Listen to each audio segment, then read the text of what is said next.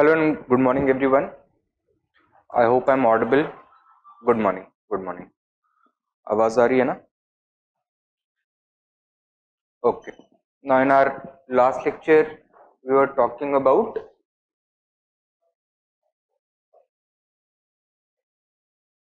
Alauddin Khilji. We had already talked about his theory of kingship. तो ये हो गया था. Right? We were talking about his reforms, within which we had covered his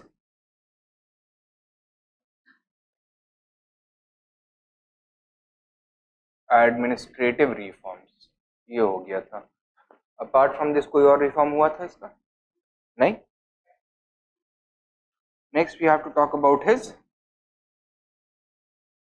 military reforms, his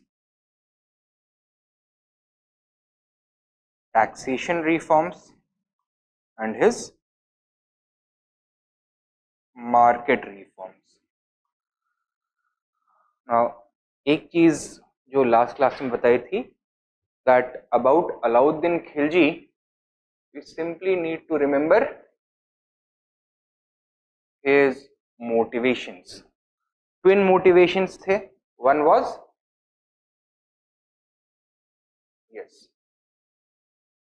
imperialism and the other was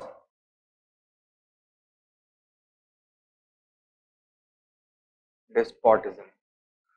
Now all his reforms and his theory of kingship were designed to maximize these two features of his rule, imperialism and despotism. Therefore, all of his reforms and his theory of kingship were meant to provide him with the means of projecting his imperial zeal and to maximize his despotic authority within the empire. Now, with these objectives, the administrative reforms, उनके क्या objectives बने? To minimize the possibility of the rebellions and revolts, to take away the excess wealth with the nobility, to increase the sultan's control over the nobles' behaviors, to preclude the possibility of a hostile matrimonial alliance against the sultan, to put a stop to any conspiracy that may be possible against the sultan among the common population by banning alcohol. Right? Now, as a continuation of his desire to maximize his imperialism and despotism, he also brought about significant changes to the military administration, to the taxation policy and to the market mechanism. तो वो इसी का continuation है. ठीक है? In this context, let us talk about his military reforms.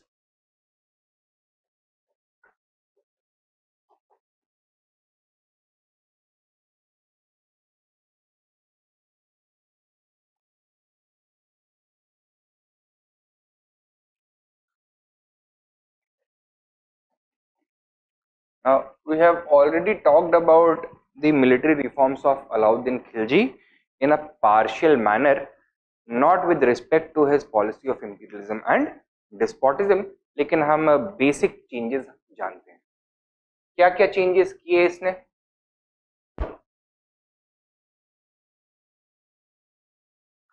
Yes, first of all, he abandoned the policy of assigning iktas to the soldiers and commanders and began paying them fixed regular cash salaries.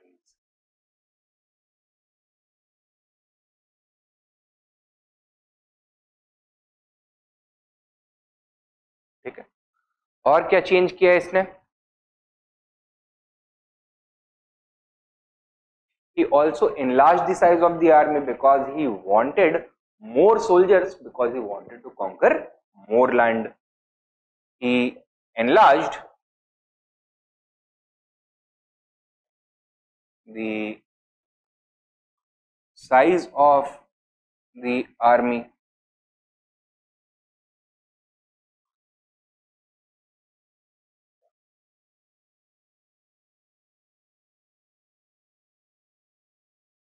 with the Sultanate maintaining a strength of 3.5 lakh soldiers at any given point of time during his reign. And the old practice of raising new forces from the provinces, that also continued. Thirdly, in order to introduce better discipline and to maintain the fighting of the quality of the fighting force, he introduced the dag and hulia systems, or दाग and चेहरा systems. क्या था ये दाग और चेहरा? दाग was the practice of branding horses.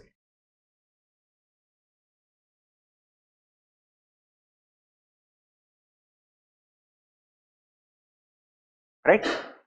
So the Sultanate, the state, had started paying the cavalrymen to maintain good quality horses.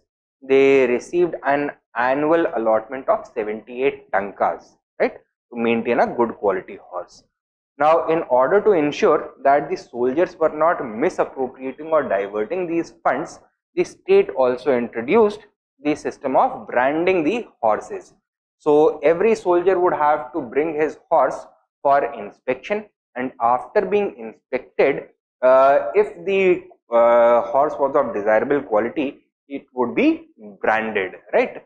And in future inspections, the same branded horse would be brought forward and his quality would be reassessed whether it is in fighting shape or not. So this was done so that in the name of maintaining good quality horses, soldiers are not going to bring back old horses that other soldiers have already shown, और या फिर poor quality of horses, तो गधे की घोड़े की जगह पे गधा वगैरह ना लेके आ जाए. तो that was the idea, right.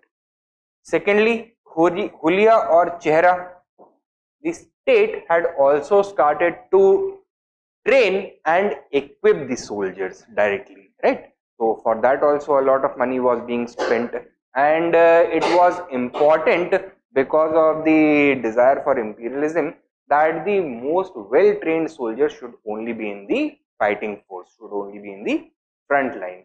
So this was done in order to ensure that others are not being sent by the soldiers to fight in their stead for them. For example, slaves etc. are not being sent, right? So this was known as hulia. This was a description, a verbal description of the facial features of each and every soldier who has been enrolled. So at the time that the muster roll was being prepared of the enlisted men, his facial features would also be included, right? So dag and hulia were introduced. Fourthly, in order to bring about better cohesion and coordination, the decimal pattern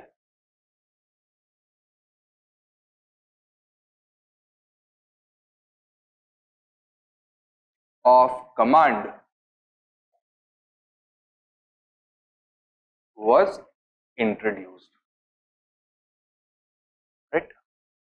The individual foot soldier was known as the Sherkhil.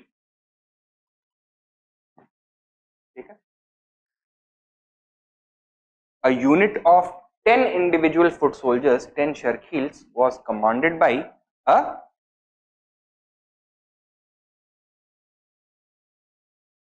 Sipah Salar.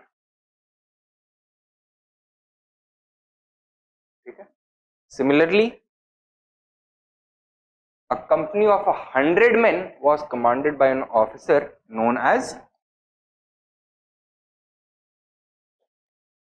Malik. So 10 Sipah Salars under every Malik. Similarly, 10 Maliks under an official known as Amir. That means he was in command of 1,000 soldiers. and the senior most military official commanding 10 amirs or 10,000 soldiers was known as Khan.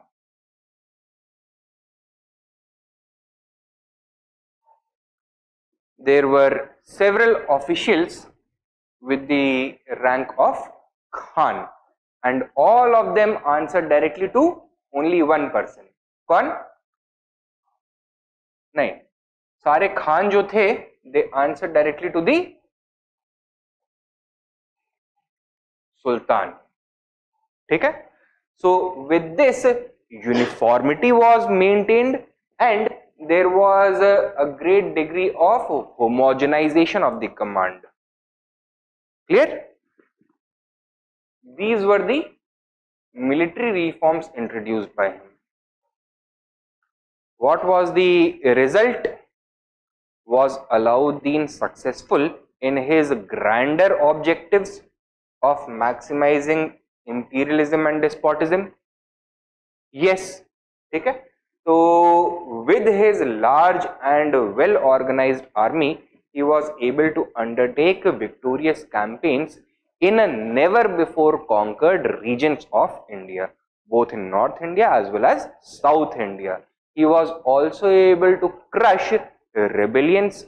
At the same time, he was also able to stave off threats from the northeast, namely the Mongol threat. तो उनको भी repel करने में ये successful हुआ. ठीक है? So his military reforms were largely successful.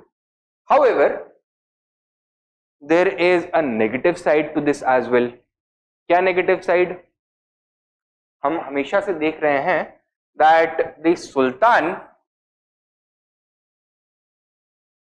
was in a constant state of struggle against the nobility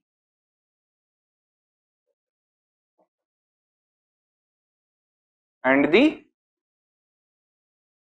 ulema. Now Alauddin strengthened the military and using his command over the large and powerful military, he was able to suppress the ambitions of the nobility and the ulema. So while Alauddin Khilji was still in power, the military became the strongest pillar to support the office of the Sultan. But after Alauddin Khilji's death, the ambitious officials within the military organization began to challenge the authority of his successors, right? And the military became one of the reasons for the downfall of the Khilji dynasty. ठीक है? Ghiyasuddin Tughlaq.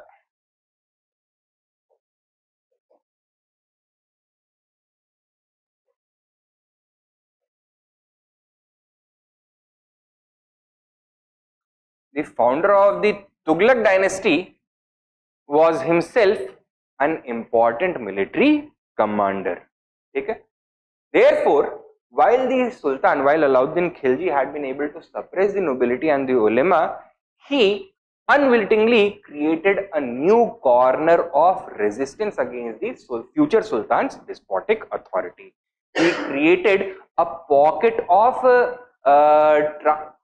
you can say recalcitrance against the future sultans. Okay?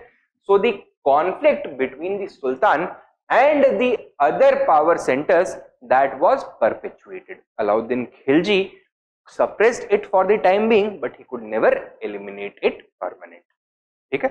So this was the downside of his military reforms. लिख लें इसको, write down.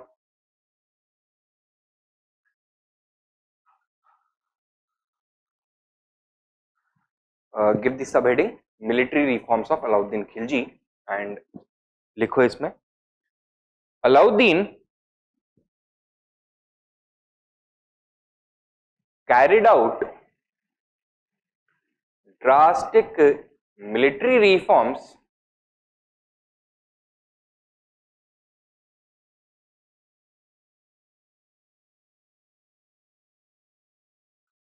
in pursuit of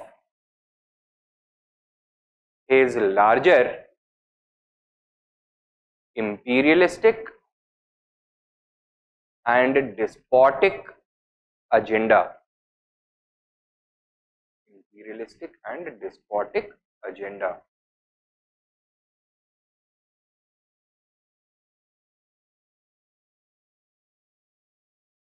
Full stop. Next point. Firstly,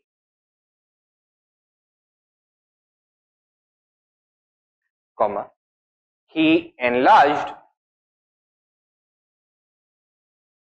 his army to maintain a permanent strength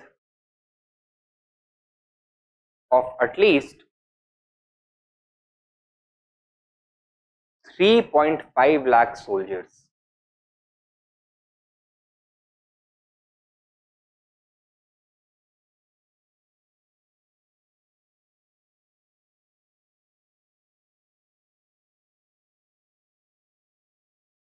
Full stop.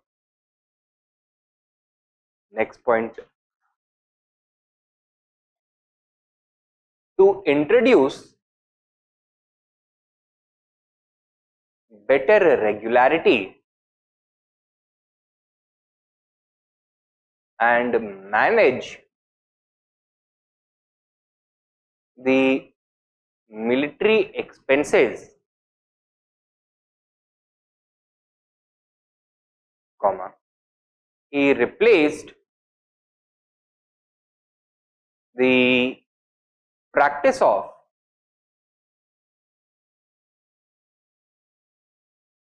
issuing iktas to soldiers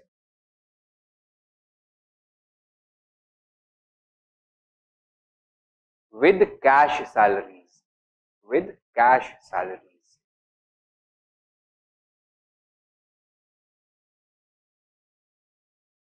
Subpoint.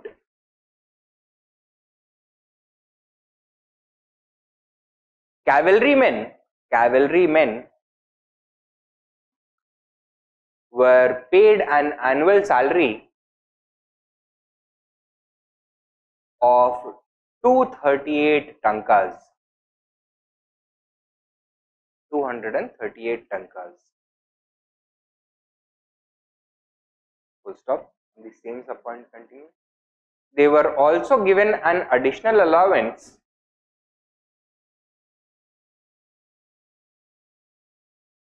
of 75 tankas for each horse maintained by them. For each horse maintained by them.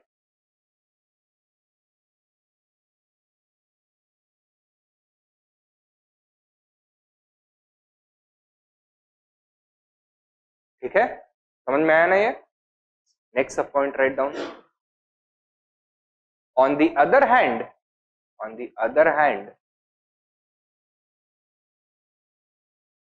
comma, regular infantry soldiers were given an annual salary of 75 tankas.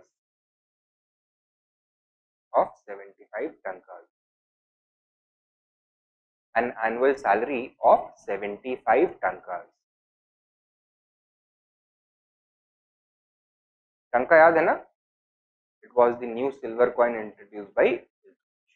ठीक है, तो ये changes किए इन दी salaries. इक्तास को replace कर दिया with cash salaries. Next main point लिखो. Alauddin also desired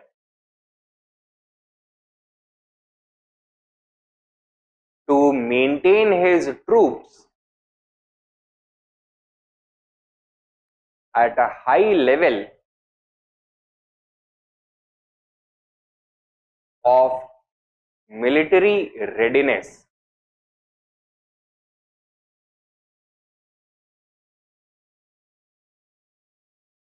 full stop. For this purpose, he introduced the practices of Dag and Hulya, or Dag and Chehra. Dag and Hulya, within bracket you can write Chehra.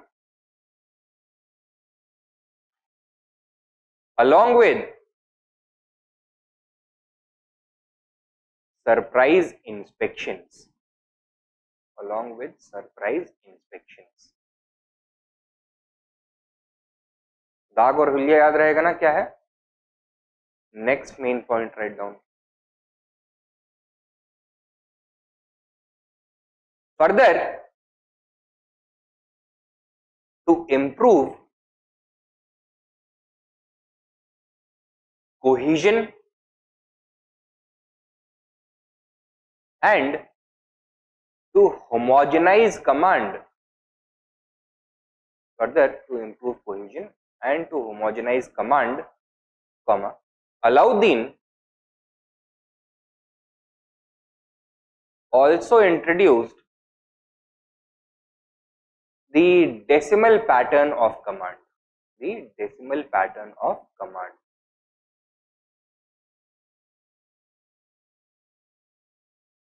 With the Sultan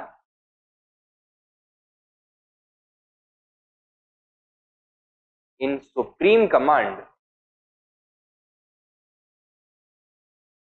of the entire fighting force.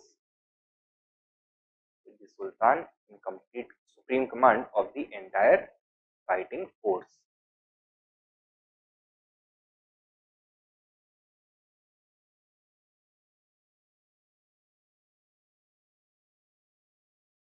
ठीक है, सब point लिखो. Soldiers were organized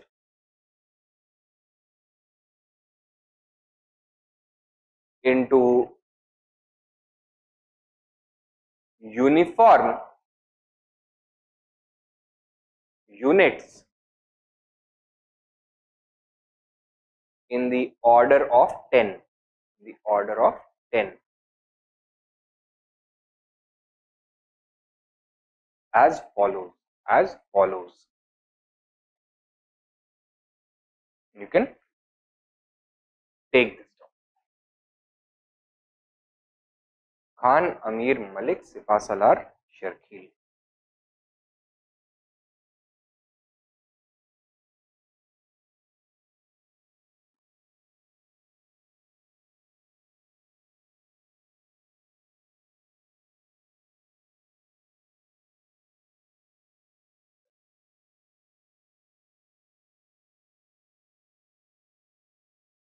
लिख लिया? Write down next main point.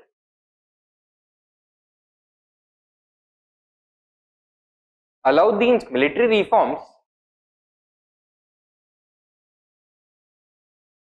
were highly effective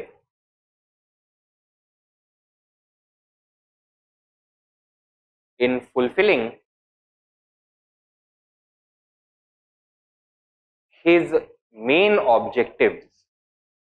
His main objectives.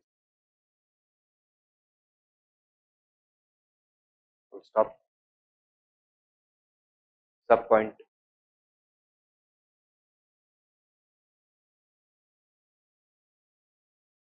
They equipped Alauddin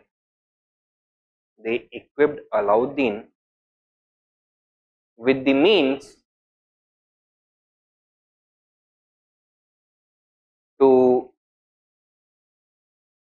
aggressively expand his empire through conquest in both North and South India.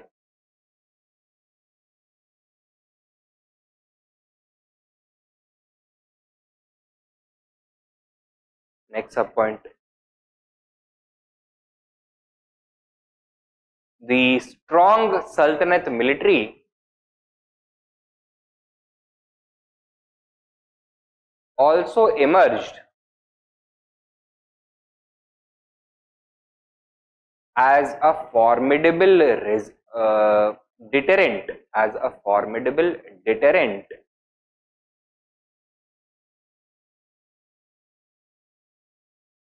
towards the Mongol threat,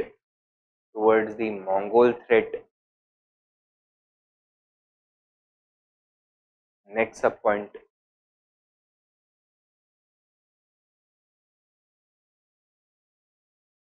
The large and powerful army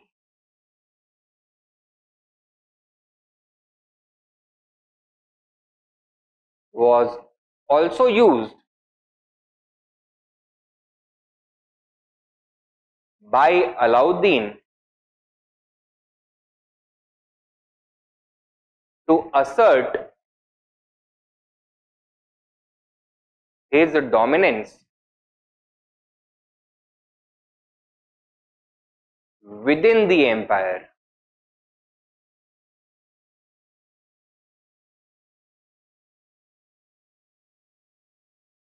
Largely by suppressing the nobility and the ulemas.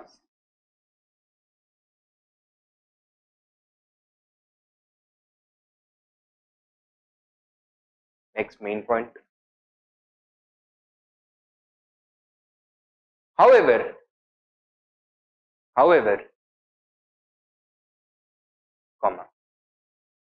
in the long term,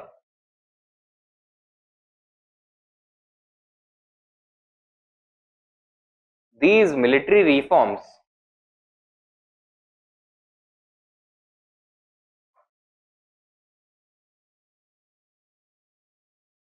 worked against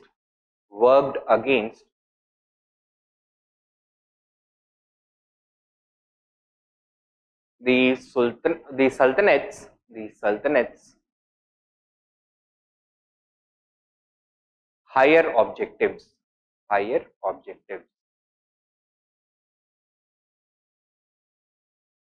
Full stop. Sub point. While Alauddin had succeeded in suppressing the ambitious nobility,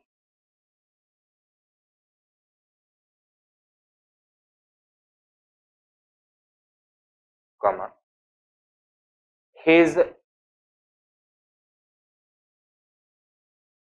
militarization, his aggressive militarization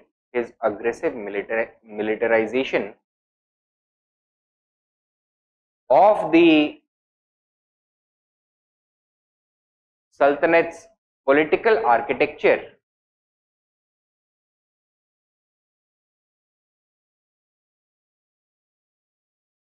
created a new challenger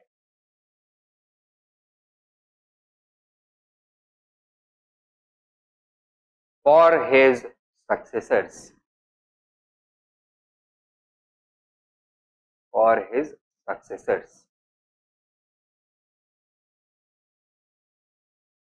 Next sub point. It was the military that played a crucial role in bringing about the downfall of the Khilji dynasty.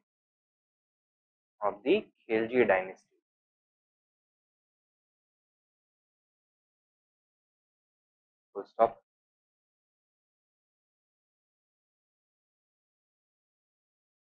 Next sub point. Ghazi Malik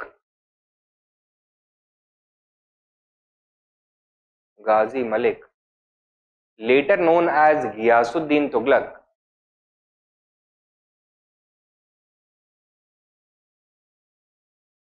used his position as a prominent military commander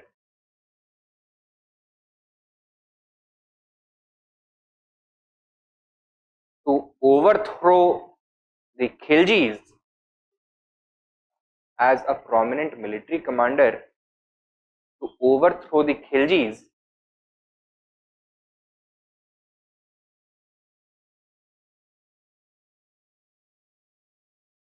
क्या लिखा है? Ghazi Malik, later known as Ghiyasuddin Tughlaq, used his position as a prominent military commander to overthrow the Khiljis and establish the Tughlaq dynasty.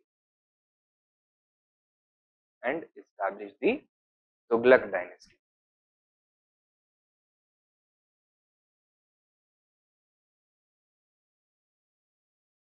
ठीक है?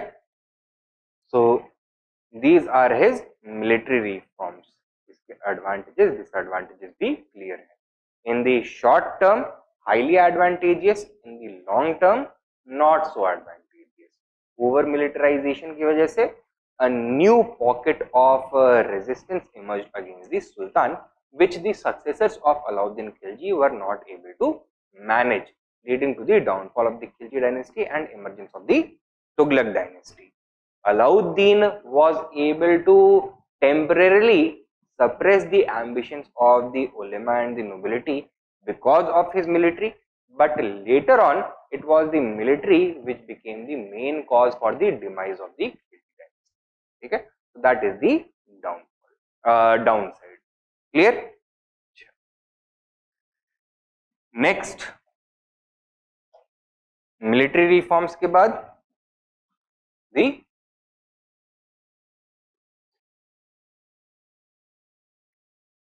taxation reforms or revenue reforms of Alauddin Khilji. Now, what were the higher objectives of Alauddin Khilji? क्या higher objectives थे? दो motivations बताए थे. क्या? Despotism and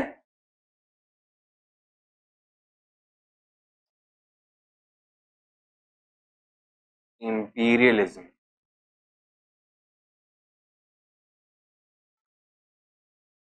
And to further push these twin agendas of despotism and imperialism, what kind of power did Alauddin want to use?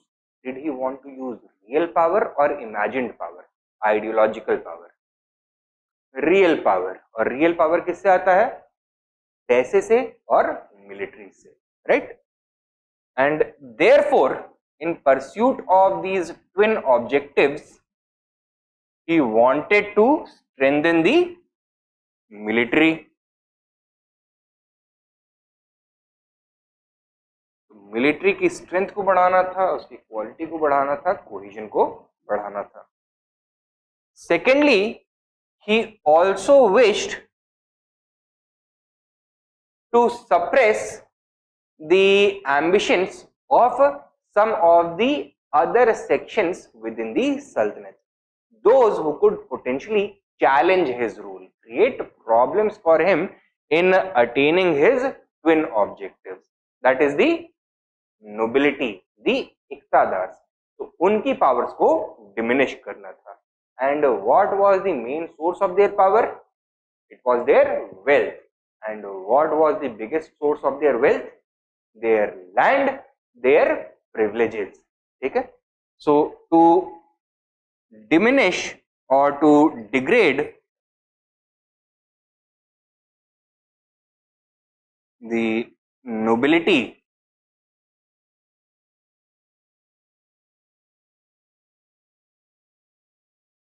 was the other agenda of Alauddin's taxation policy.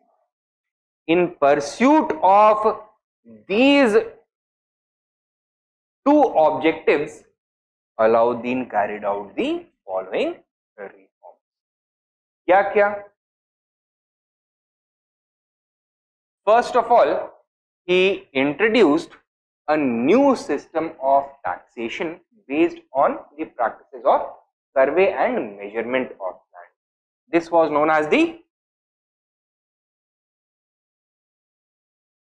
Mashahat system.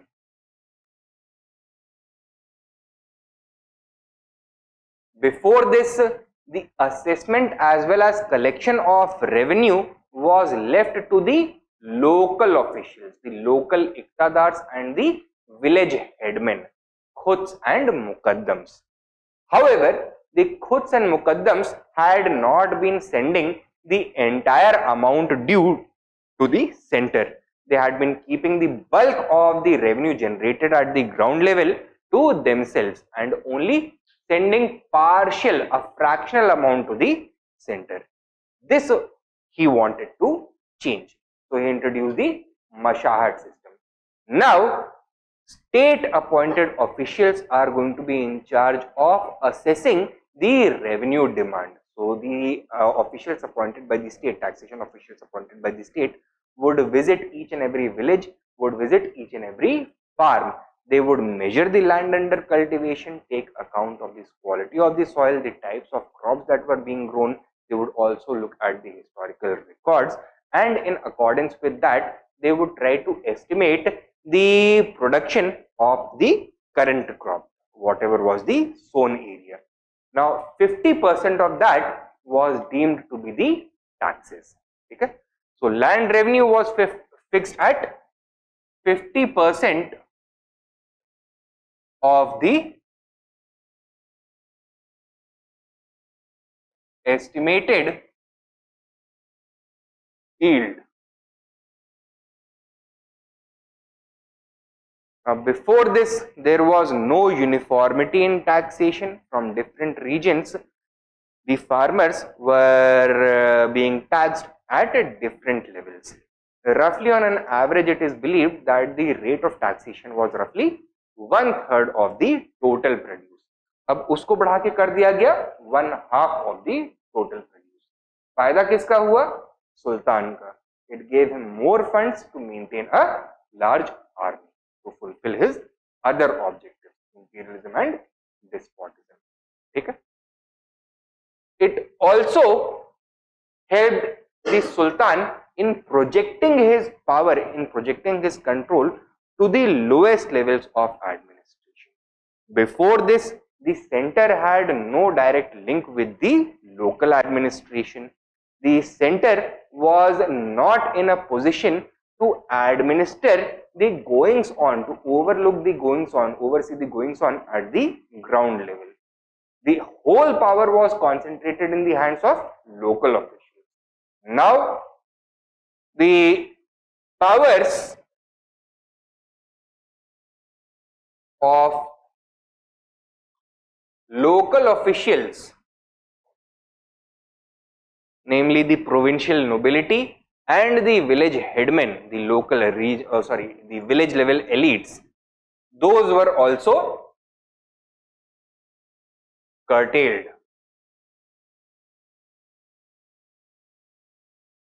Because from now on, the power of assessing the tax was given to royally appointed officials sent by the center. It was taken away from the local officials. Local officials would be answerable to these royal officers. ठीक है? तो एक काम से उसने दो objectives को fulfil कर दिया. Secondly, he also wanted to curtail, diminish the power of the nobility. The nobility had been enjoying a number of privileges, such as they were exempt from paying taxes on their own land. So this was leading to the concentration of wealth in their hands, and this was giving them the means to hire soldiers, purchase equipment, build forts, right? So this was a possible danger, a potential danger to the despotic ambitions of Alauddin. He wanted to end all of this. इसने क्या किया? He also abolished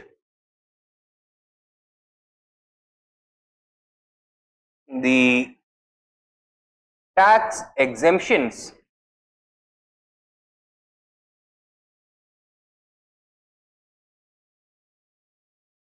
enjoyed by the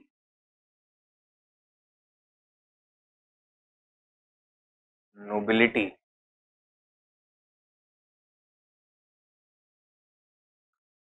From now on, they would be required to pay taxes to the state at regular rates on their own land.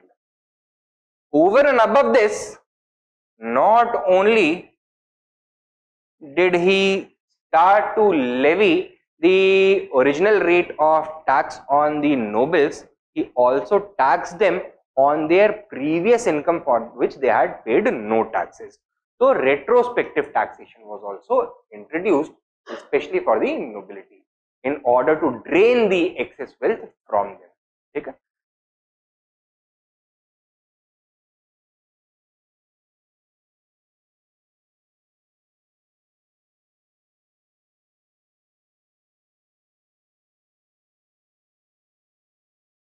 Is this much clear? Thirdly, another source of largesse enjoyed by the nobility was the tax-free land grants that various sultans had been giving to them from the very beginning. अब अलाउद्दीन को क्या करना था? State का expenditure कम करना था. At the same time, he also wanted to maximize the state's revenue income. He also wanted to curtail the powers of the nobility. So, is he going to continue with the practice of assigning tax-free land grants? No, he is going to abolish them. He is going to confiscate all of them. So he also abolished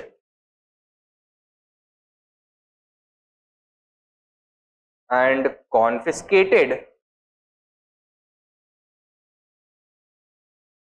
all tax-free land grants such as Inam, milk, waqf, idrar, etc.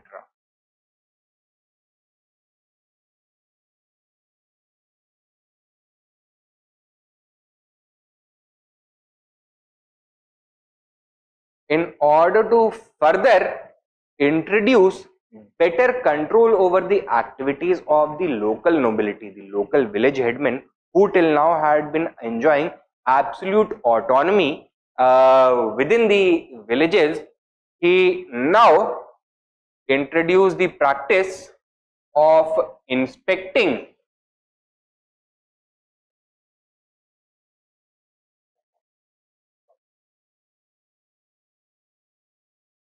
the local land and revenue records. So from now on, while submitting the revenue to the center, the local village headmen were also required to submit the records of land ownership and revenue paid by each and every soldier that was maintained at the local level by the official known as Patwari. Patwari's accounts were also submitted for royal inspection along with the revenue, and any mismatch between the reported income and the actual income from the villages was punished very severely. Okay. Further, in order to enhance the income of the state, Alauddin also introduced several new taxes such as ghari and charai. Ghari was the house tax, charai was the grazing tax. तो अब नई activities के ऊपर भी taxes लगेंगे. House tax for every house that was constructed, the state required new taxes. चराई for every head of cattle, for every cattle that was maintained by an individual, they would need to pay a grazing tax. Okay? So these were the revenue reforms of Alauddin Khilji. फायदा क्या हुआ? Alauddin was able to increase the state income, preparing the grounds for his military aggression. Okay, he was able to raise a large military. It also curtailed the powers of the nobility, both the provincial nobility as well as the local nobility. It also introduced better imperial control at the lowest level of administration. This was a new beginning in the history of the Delhi Sultanate, क्योंकि इसके पहले taxation policy में इस तरह का कोई element नहीं था. The imperial government was limited only to Delhi. In the provinces, there was a great degree of autonomy, and the further away we went from the top towards the bottom levels of administration, the level of autonomy only continued increasing. In one stroke, Alauddin had changed the entire spirit of the government. He was able to bring the royal power to bear on the lowest administrators within the entire imperial machinery. एक ये फायदा हुआ. और क्या फायदा हुआ? He was also able to suppress the possibility of rebellion from the nobility by draining them of their excess wealth. He impoverished the nobility. इसका negative reaction होगा कोई? इसके पहले जो पावरफुल एलिमेंट्स थे, that is the local nobility, the provincial nobility, are they going to be very happy? No, they are going to be extremely unhappy with these changes.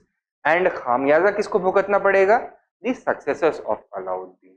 So they rebelled against Alauddin's successors time and time again till the Khiljis were done away with. So once again, in the short term, these reforms were highly successful, but in the long term, they proved disastrous to the longevity of the Khilji Sultanate.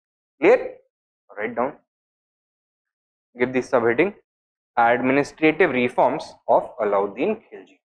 Sorry, revenue reforms of Alauddin Khilji.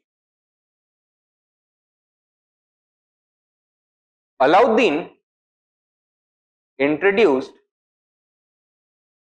major changes in revenue administration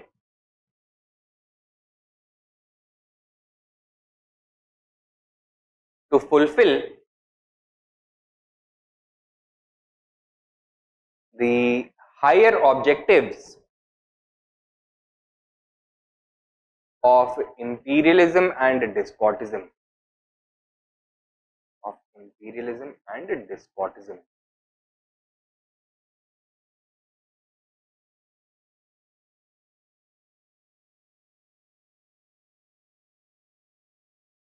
Next point. Within this framework, the specific objectives of his taxation policy,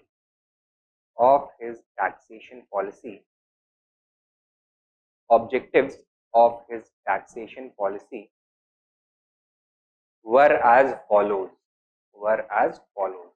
A, B, C करके लिख सकते हैं. A, to enhance the state income in order to maintain a large army.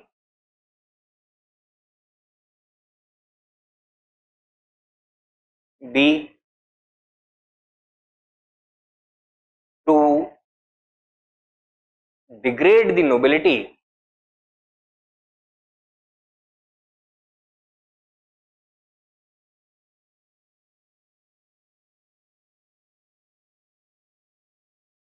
and diminish its challenge to the Sultan's authority.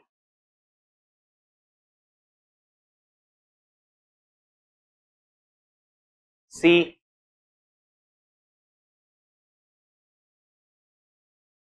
to expand the depth of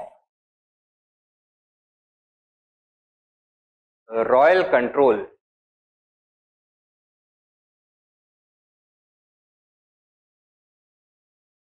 throughout every level of administration. And D, to curtail the powers of the largely autonomous provincial and local nobility. Provincial and local nobility.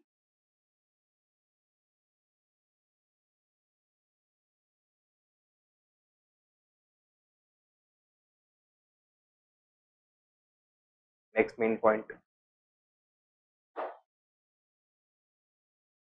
With these objectives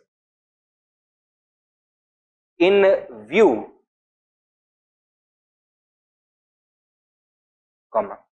Alauddin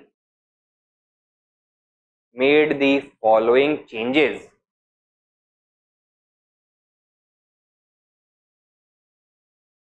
in the revenue policy.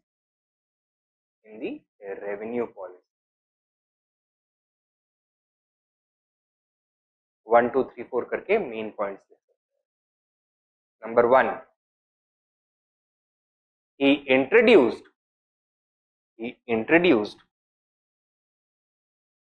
the mashahat system. He introduced the mashahat system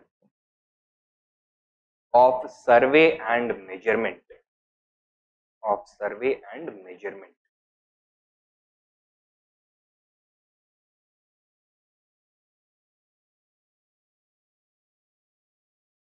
सब point, हाँ इसी का सब point. A new metric, metric of land area measurement known as the Wafa a Biswa was introduced. Wafa a Biswa was introduced. With two units known as Bigha and Biswa.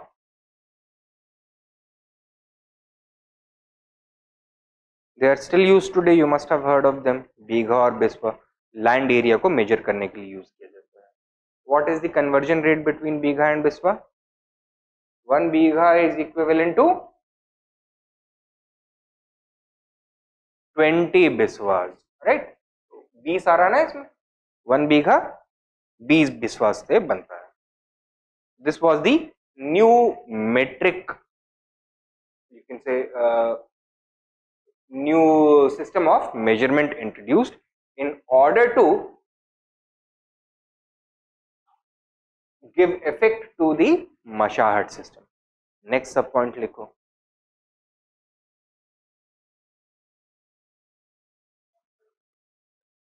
हाँ मतलब पहला main point लिखा है मशाहट system, एक सब point लिखा, दूसरा सब point.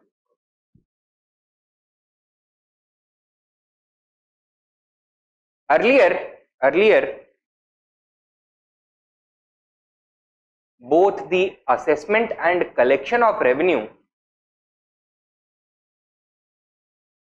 was in the hands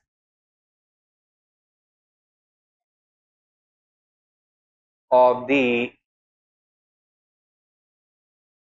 local officials,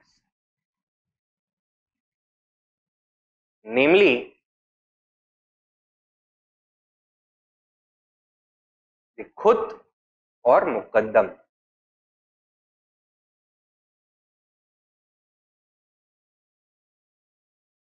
खुत और मुकद्दम. ठीक है. In the same point continue, full stop. From now on,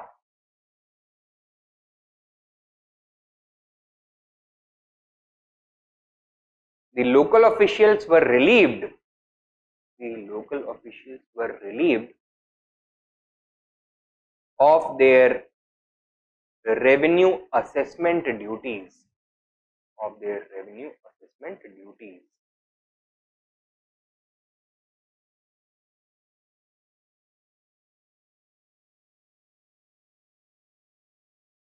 Which were assigned to royal officials. To royal officials.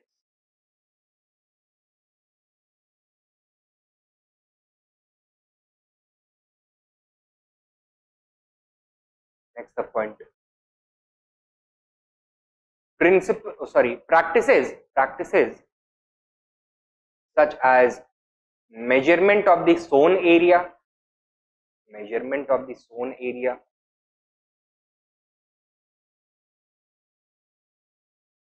comma, comparing the quality of soil,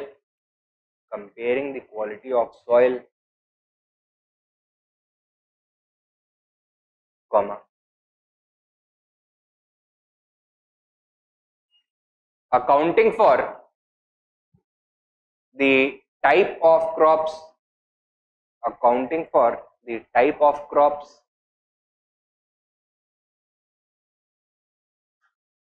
and sample cutting,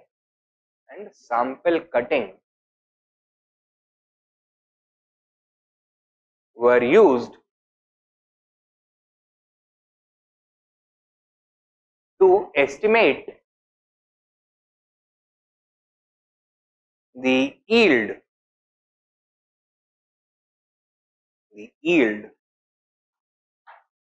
of every farm.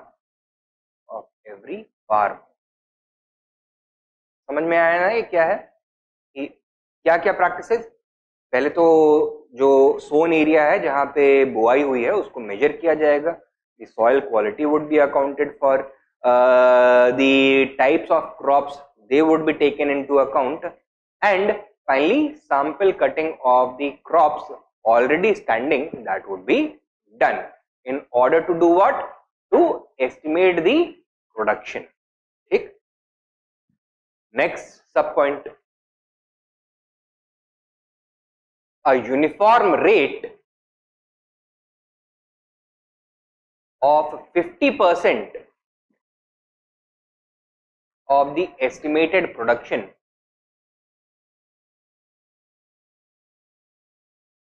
was applied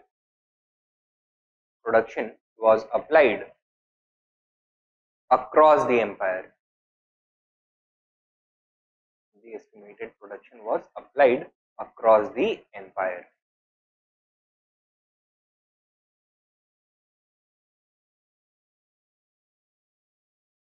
ठीक है, ये हो गया मशाहट system. समझ में आया है ना? नेक्स्ट मेन पॉइंट लिखो. नहीं, number 2.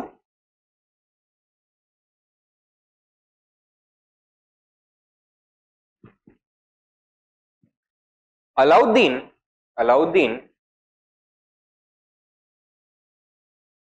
also wanted to use the taxation regime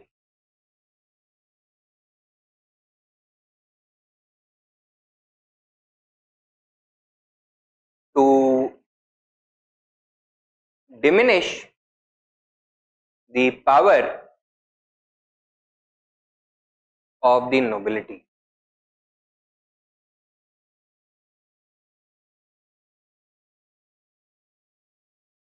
Sub point, traditionally the nobility enjoyed privileges such as tax exemptions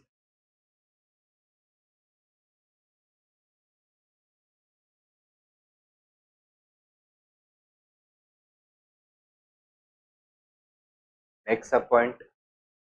They were also the biggest recipients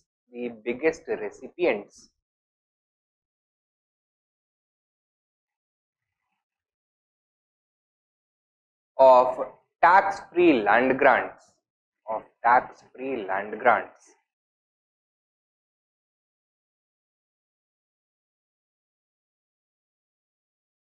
Next subpoint. These had allowed the nobility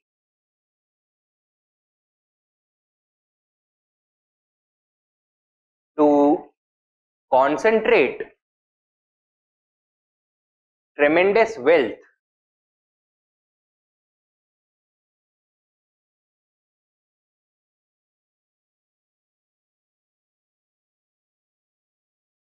using which they were able to challenge the Sultan's authority.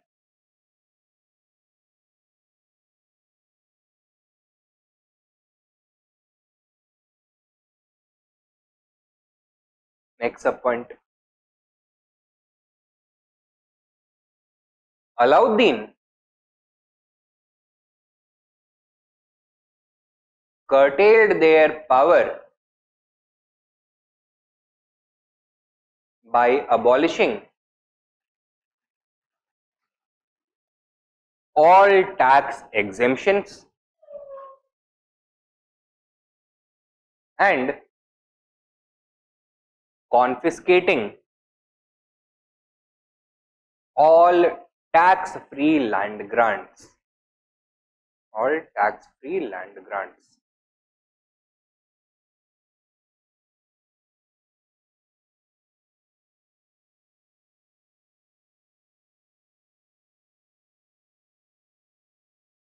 ठीक है. Next subpoint. Additionally,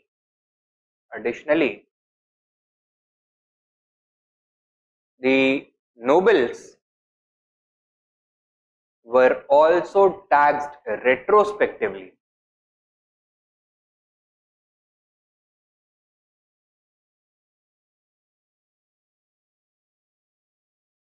And for this, a new department known as the Diwan-e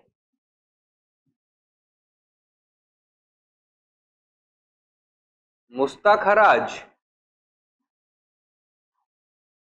was introduced. Diwan-e Mustakharaj was introduced.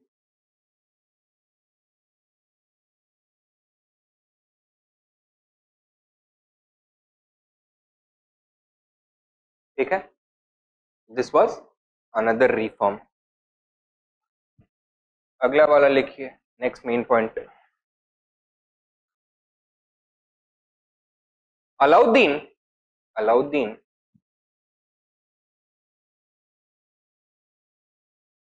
also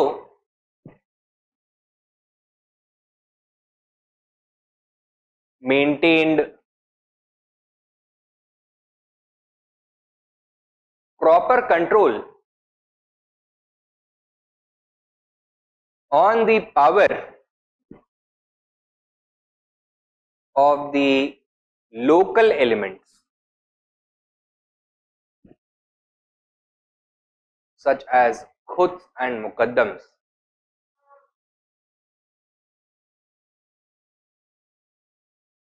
Full stop. Subpoint. Along with the revenue, they were also required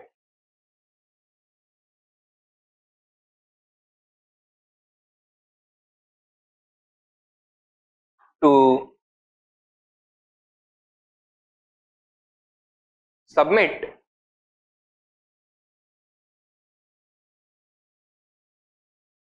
the records of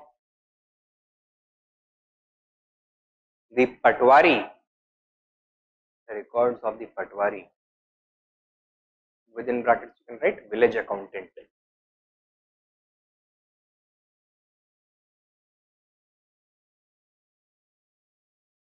Close brackets, for inspection, village accountant, patwari for inspection.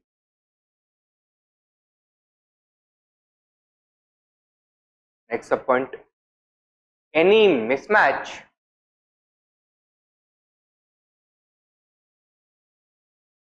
was thoroughly investigated, thoroughly, thoroughly, thoroughly investigated, and violators were severely punished, and violators were severely punished.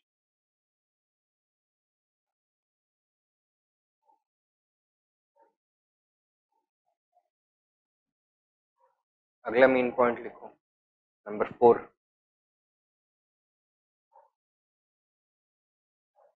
Alauddin further enhanced state income.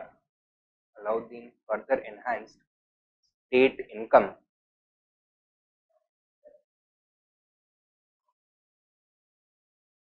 by introducing new taxes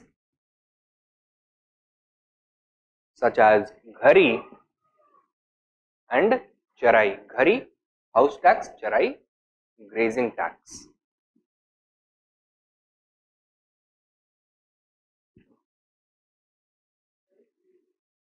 हाँ, charai grazing tax, ghari house tax, घर ghari, चरना that is grazing, so grazing tax, charai. ठीक है. Now one other important source of income for the state was the property that was looted in victorious military campaigns. Alauddin had undertaken a number of conquests, right? तो जहां जहां पे नए इलाके में conquest करता था, his soldiers used to loot. Now under the Islamic law, there was a proper system for division of the loot of army property, of enemy property. तो कायदे से 1/5 of that should go to the Sultan and the rest should be distributed among the soldiers. This was known as khums. So under traditional Islamic law, 1/5 should go to the Sultan and the rest 4/5 of the looted enemy property should go to the soldiers. तो इसमें सुल्तान का फायदा है, नुकसान है? नुकसान है, he is getting only 20% of the whole loot. Alauddin wanted a bigger portion. तो इसने क्या किया? He simply reversed this ratio. From now on, the Sultan was entitled to receiving 4/5 of the loot, and the rest 1/5 would be distributed among the soldiers. So write down. अगला main point number 5, the rate of khums, the rate of khums within brackets you can write war booty,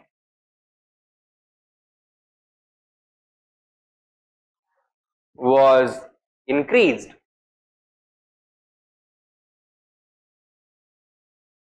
from 1/5 to 4/5 to 4/5. In fact, khums is not simply war booty, it is the Sultan's share.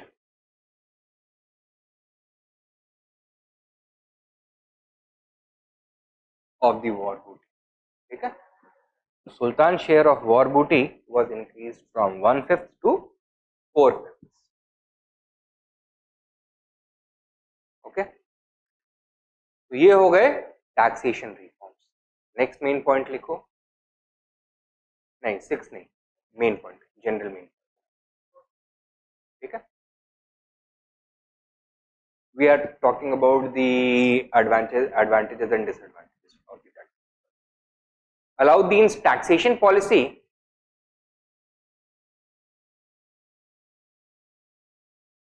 was remarkably successful was remarkably successful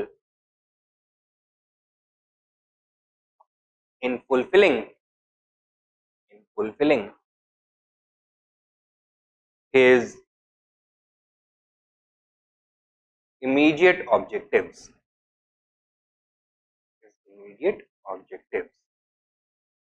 याद है ना, 4 specific objectives बताए थे taxation policy के, क्या क्या? Military को strengthen करना, नोबिलिटी को डिमिनिश करना, पावर को प्रोजेक्ट करना, और जो लोकल एलिमेंट्स हैं उनके ऊपर बेटर कंट्रोल को एस्टैब्लिश करना. तो all of these he could do successfully. Sub point, the सुल्तान was able to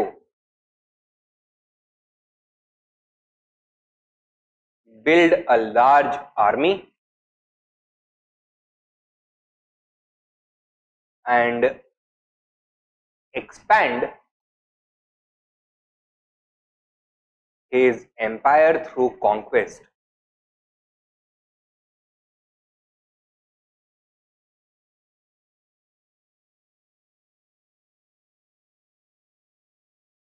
Next sub point,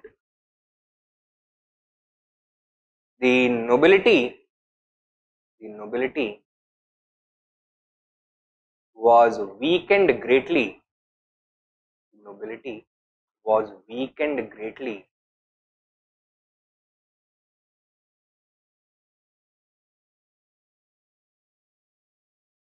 ending the possibility of any powerful rebellion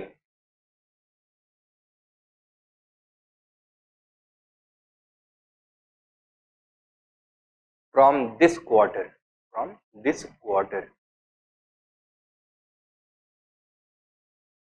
Next sub point, a royal authority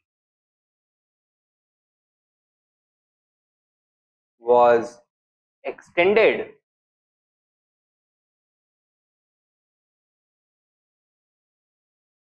over local administration for the first time. Royal authority was extended over local administration for the first time. Next sub point,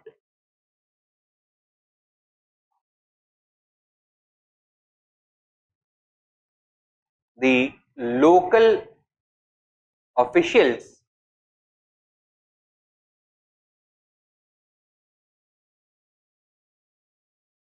were severely checked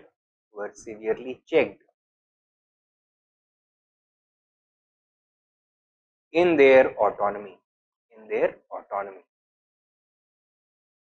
Next main point, however,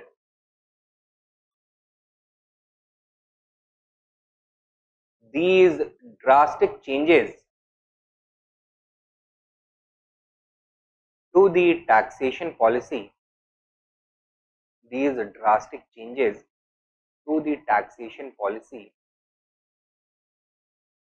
also had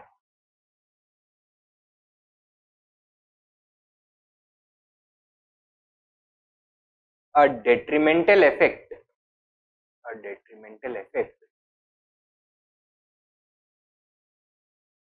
in the long term.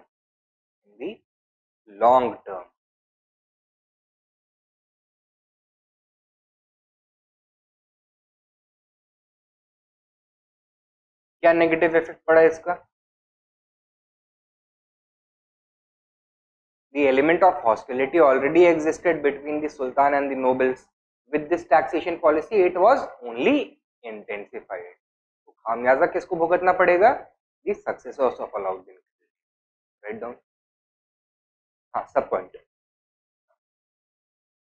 The hostility between the crown and the aristocracy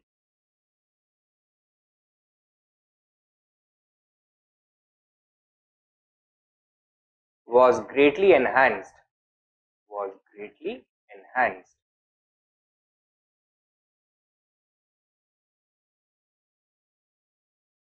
Due to the new taxation policy. Due to the new taxation policy. Full stop. The successors of Alauddin Khilji paid the price for this as they faced the successors of Alauddin Khilji paid the price for this as they faced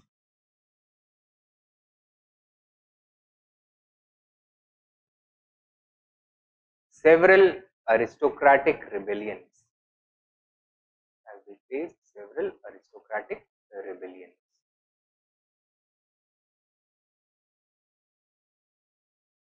ठीक है, next सब point, और क्या नुकसान हुआ इसकी वजह से?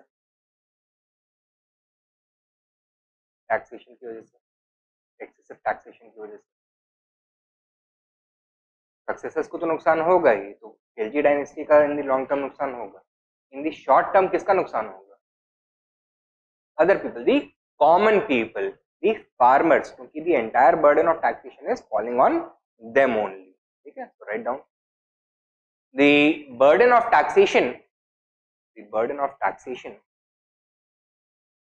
on the peasantry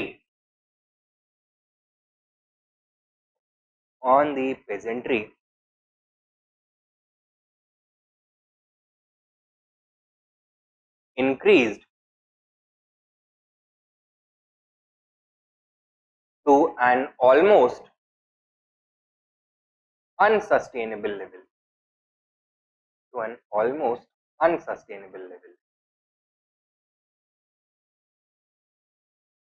ठीक है, so the taxation policy of Alauddin Khilji had made not only the nobility but also the peasantry the enemy of the crown.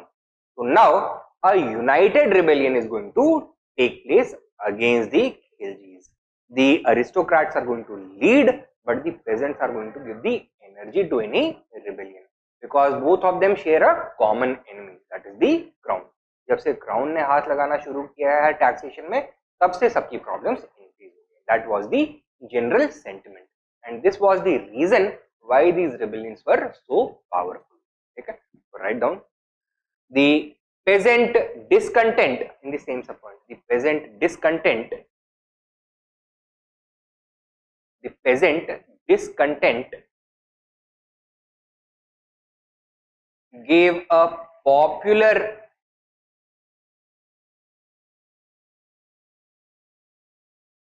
color to future rebellions against the Khiljis.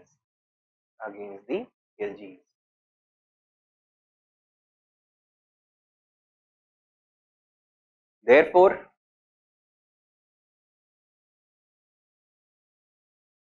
we can safely say that Alauddin's taxation policy directly contributed to the downfall of the Khiljis. Taxation policy directly contributed to the downfall of the Khiljis.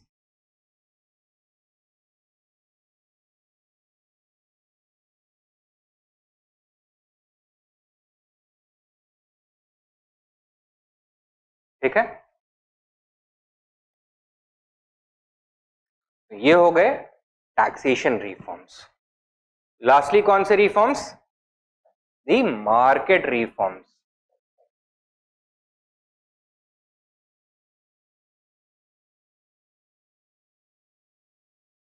These are also known as the price controls of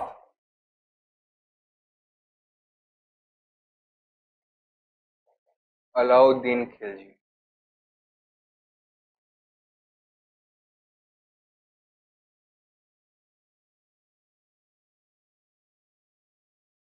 What did these reforms entail?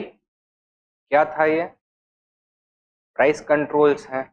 So the prices of essential commodities, in fact all kinds of goods being sold and purchased in the markets of Delhi and other cities within the Sultanate, they were capped, they were fixed, कि कोई भी इससे ज्यादा price नहीं ले सकता है, इससे ज्यादा इसको प्राइस नहीं कर सकता है. ऑब्जेक्टिव क्या होगा बताओ? वंस अगेन वही याद रखना है, imperialism and despotism. And out of this imperialism and despotism emerged militarism. So highest objective क्या है? To maintain a strong army, because all the other reforms are, or all the other objectives are dependent upon the military superiority of the sultan. So how are the market reforms or price controls going to help Alauddin in creating and maintaining a large army? कैसे help करेंगे? सोचो. देखो, soldiers को earlier they were being paid in the form of इक्ताज, now they had started to be paid in the form of cash salaries. ठीक है. Now in order to raise a large military,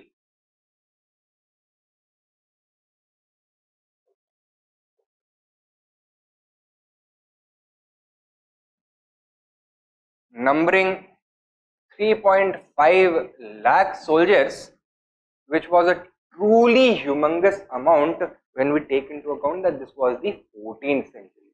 Organizing power of the state भी limited था, population भी कम था. So that means a large portion of the population, roughly 2% of the entire population of the Sultanate, was a part of the military organization of the empire, right? Now इतने सारे लोगों को sustain करने के लिए खर्चा भी बहुत ज्यादा करना पड़ेगा, right? And Alauddin, although he had increased the taxation, he had divested the nobles of their wealth, he had confiscated a lot of land, लेकिन wealth infinite नहीं थी उसके पास, right? Resources were still limited. Alauddin wanted to use these limited resources to fulfill his objective of maintaining a large military, and that was possible only and only by reducing the wage bill. ठीक है.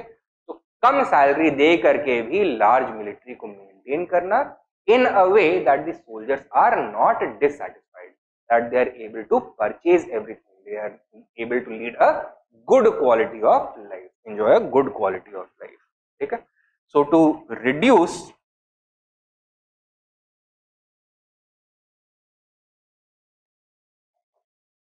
military expenditure by reducing the wage bill, which would allow him to hire more number of soldiers, he introduced price controls or market reforms. समझ में आया है? अच्छा, ये काम कैसे करेगा? देखो, the entire empire was divided into two zones, a free zone and a control zone.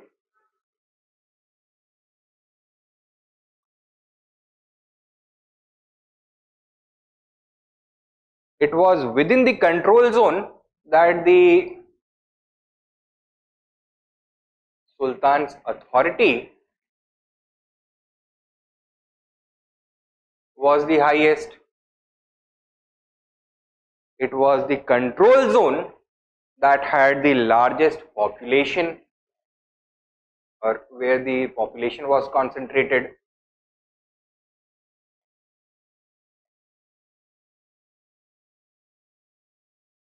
It was within the control zone that the biggest cities and markets existed.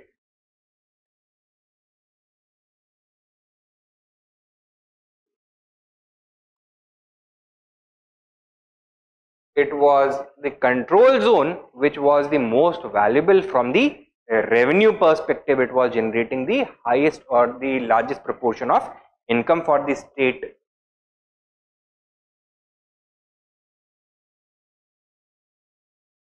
And as a result, it was the control zone where the bulk of the Sultanate's forces were permanently garrisoned. So, military presence was also highest in the control zone. तो अब ये बताओ, will it make sense for the Sultan to introduce these price controls or market reforms throughout the empire or only within the control zone? Only within the control zone.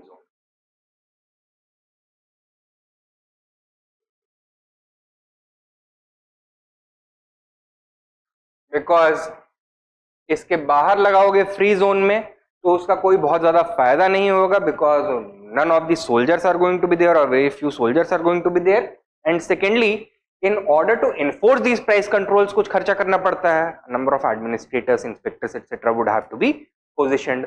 So the benefits arising out of introducing the policy of price controls in the free zone would not be justified from the economic point of view. खर्चा ज्यादा होगा, फायदा कम होगा.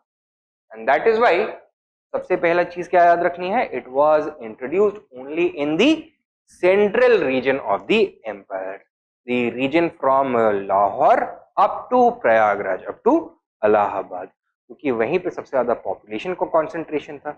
That was the most productive region, that was where most of the cities were located, and this was also the region where the bulk of the Sultanate's forces were placed, right? So it made sense to introduce price controls in this region, in control zone only. Okay. Secondly, to administer these price controls, a new department had to be created with an entirely new bureaucratic machinery. This department was known as the Diwan-e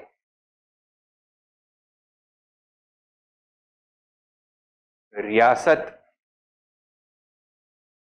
Okay. This was the Department of Markets. It was empowered to delimit and regulate all the markets operational within the control zone in the cities. तीन तरह के markets emerge हुए, और different markets were categorized into three categories: the mandi, the sadr-e-adl, and the market for living beings.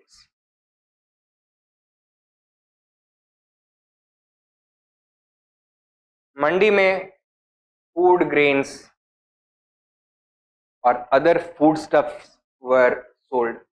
In sadr-e-adl, manufactured items such as metal items, tools, weapons, equipment, utensils, sugar, cloth, ये सब बिकता था. And market for living beings में slaves and horses were sold, right? Now all of them were regulated by the officials of the Diwan-e Riyasat. किस तरह से regulate करते थे इन मार्केट्स को? First of all, for operating within these markets, for selling goods within these markets, the traders were required to obtain a license from the officials. Okay? So a licensing regime was introduced. Those without a license were not allowed to operate within these markets. And कोई बंदा अगर ऐसा है जिसके पास licence नहीं है and still he is trading, they would be punished severely. Okay? Secondly, For each and every commodity, the price was fixed in the markets.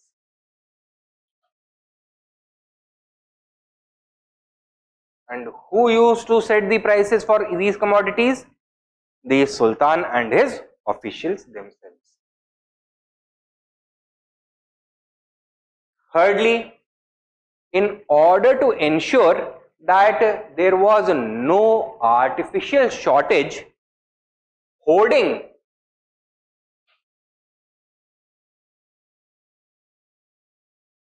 and black marketing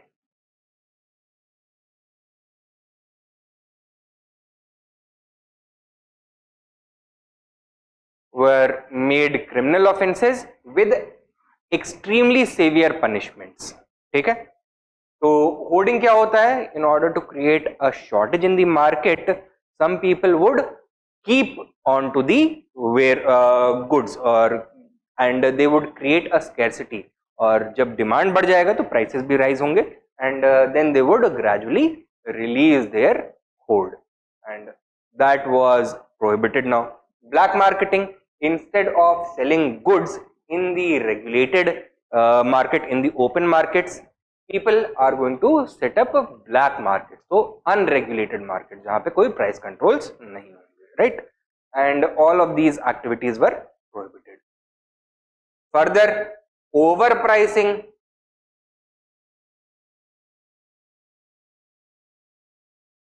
and underweighing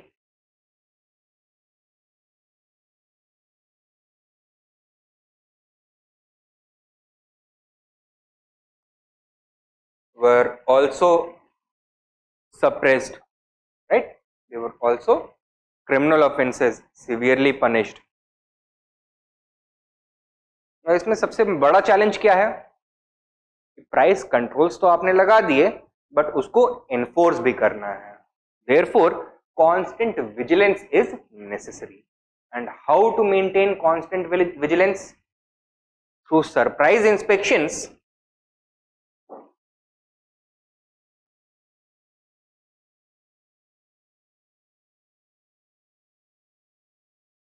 and by generating a large amount of intelligence from the ground level by the use of spies. So spies were dispatched to each and every market to keep an eye on the activities of traders, to report any wrongdoing, overpricing or underweighing or hoarding or black marketing by the traders, right? So that the violators could be punished and a culture of obedience could be enforced upon the traders. Okay? This was the idea, this was the kind of regulation that was introduced. Now, ये regulation केवल एक and से काम नहीं कर सकता है. Price controls लगा दिए गए हैं, आप सिवियरली पनिश भी कर रहे हो, but are traders going to continue trading, going to operate within these highly regulated markets if it does not make economic sense for them? तो करेंगे? Are they going to work against their economic interest? नहीं करेंगे. They are simply going to withdraw from the market, suspend their trading activities. Now this could lead to the collapse of the entire system. And biggest challenge क्या होगा यहाँ पर कि कम prices maintain करने हैं अगर, तो supply हमेशा abundant होना चाहिए, कभी भी किसी चीज का shortage नहीं होना चाहिए on a fundamental level. How to ensure the supply of essential commodities such as food grains etc. So for that also some arrangements were made. First of all, Alauddin decreed that at least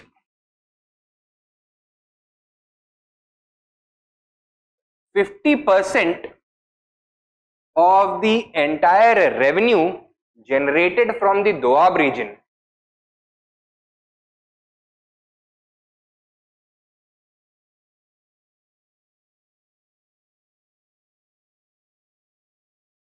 was to be collected in which form? Cash or kind?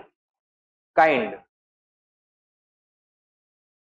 So that it could be brought to the main markets, stored in the state warehouses and कोई fluctuations ना हो supply में. ठीक है? Further,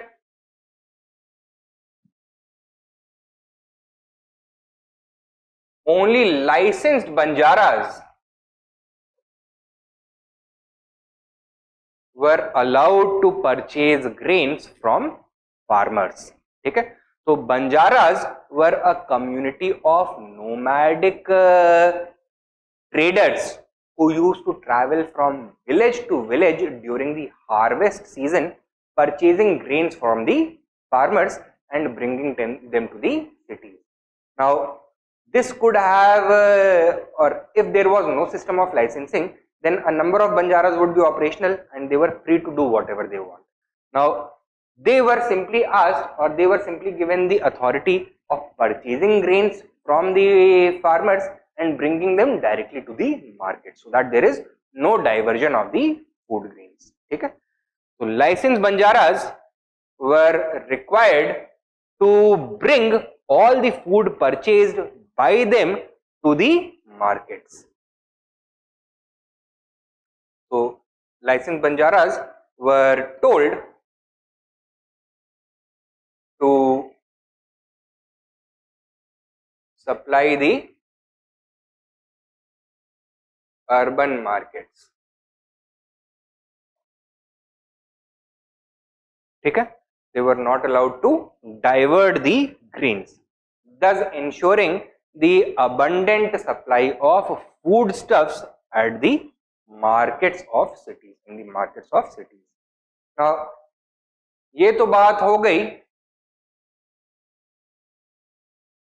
ऐसी चीजों की which for which it was possible for the Sultan to have some degree of control, क्योंकि these regions were under his direct authority. But what about imported goods? Will the Sultan be able to control the prices of those? नहीं कर सकता है, right? Because those were being produced in regions out of his control.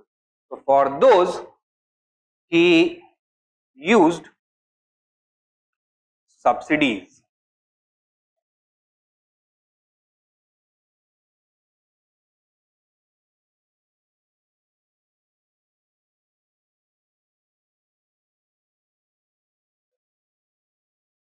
Okay?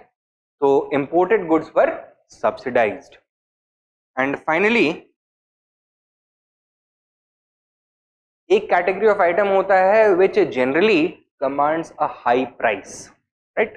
And there is no practical way of controlling the price, क्योंकि quantity में बहुत कम होता है. These are luxury items, right? Such as very fine silk robes or maybe some jewelry, diamonds or gemstones of different kinds, right? Now, how to ensure that their prices also remain under control? No. Sultan अब क्या करेगा? He is going to ensure that every person with the means of purchasing these high value items has the opportunity to do so. So a system of rationing is going to be applied.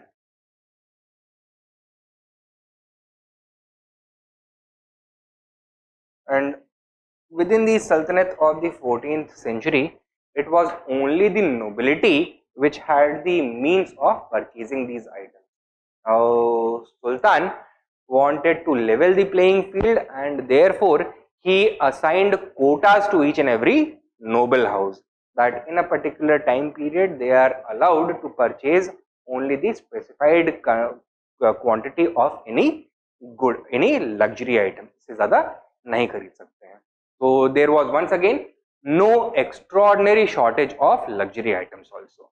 Okay, so these were the methods by which the back end of the price control reforms were maintained. ठीक है, तो supply को stabilise करने के लिए, abundant supply को ensure करने के लिए, these were the measures put in place. And finally, law and order was also an important priority within the markets, and for that a new official known as the Shahana-e-Mandi was introduced. He was the police official in charge of maintaining law and order within the market.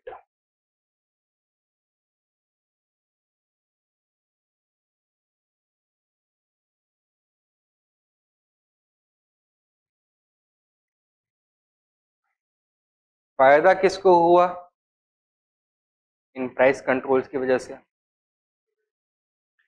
No. First of all, the state or the sultan, he was able to reduce the wage bill, he was able to maintain a large army while reducing the expenditure. The next group who benefited from this, the soldiers.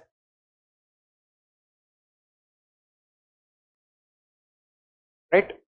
कैसे? They were able to lead comfortable lives on the salaries that they received. इसके अलावा किसको फायदा हुआ? People who were living in the cities, right? Because markets were not only for the soldiers, they were for the entire urban population. So city dwellers also benefited from these price controls.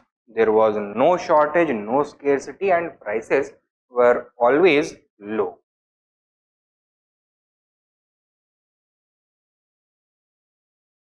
नुकसान किसको हुआ सबसे ज्यादा? दी pageantry, the farmers. कैसे नुकसान हुआ? Where were the farmers located? In the cities or villages? Villages. Were they able to derive the benefit of the price controls? नहीं, क्योंकि वो सारे के सारे मार्केट सिटीज में लोकेटेड थे. So they were unable to take advantage of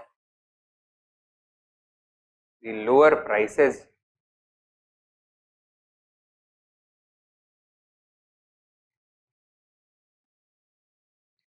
Secondly, we must also remember that price controls came at a time when the farmers were already under a lot of pressure.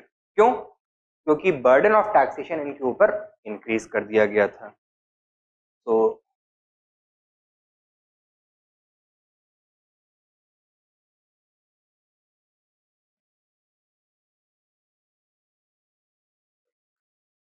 they were also suffering under a higher burden of taxation. And thirdly, while earlier they enjoyed greater bargaining power within the grain market, now their bargaining power was curtailed. Earlier they had the option to sell their food grains to a number of traders, to a number of banjaras. But from now on, केवल एक ही licence Banjara को वो अपने goods बेच सकते हैं.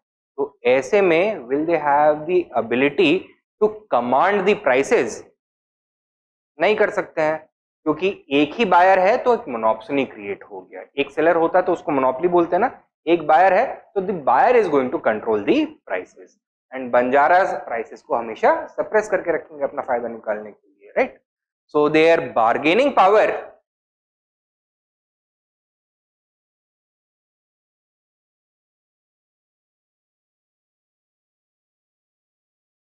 was also severely diminished as a result of these price controls, as a result of the licensing regulations. That is why they were the ones who lost the most within this framework. Clear? तो ये हो गए positives and negatives. On the whole,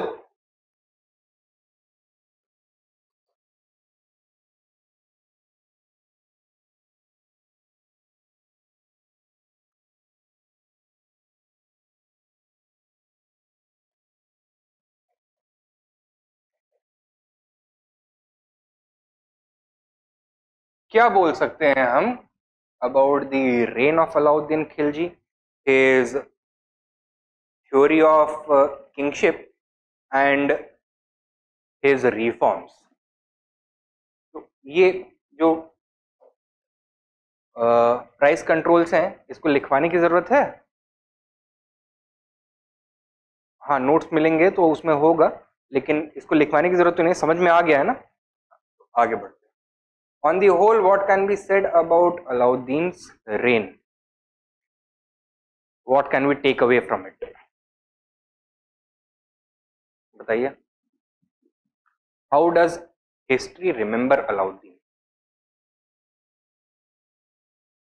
as a strong ruler और weak ruler? Strong ruler. Was his rule perfect या उसमें कुछ flaws थे? Flaws. He was a strong but flawed ruler. So write down, history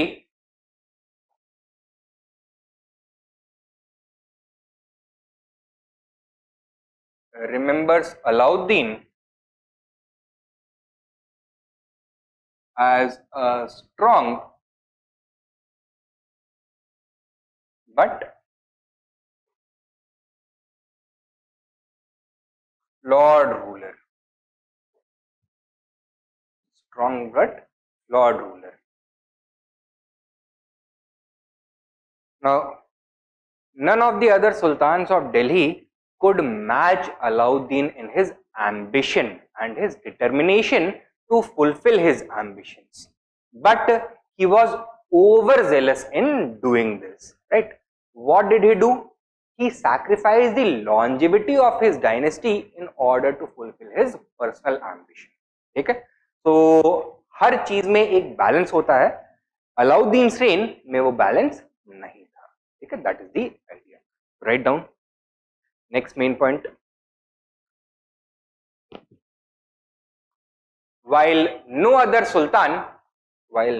sultan could match Alauddin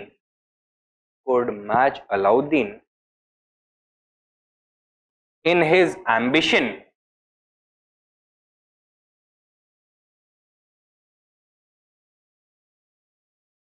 comma, it cannot be denied that Alauddin sacrificed the longevity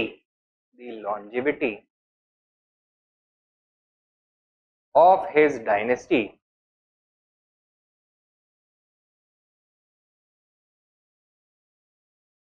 at the altar, ALTAR, at the altar of his ambition.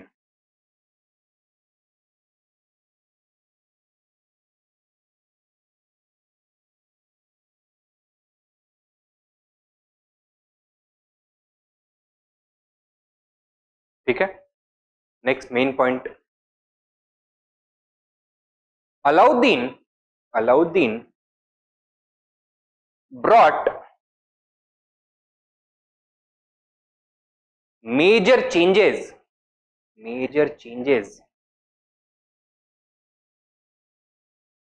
to the fundamental nature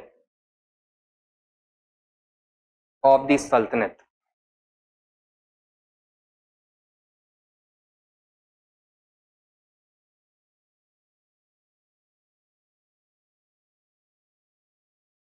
Sub point. As such, comma, he was the embodiment of the Khilji revolution.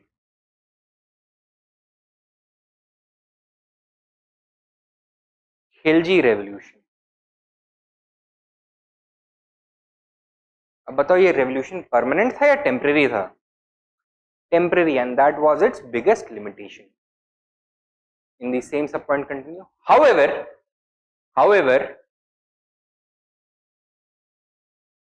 comma, this revolution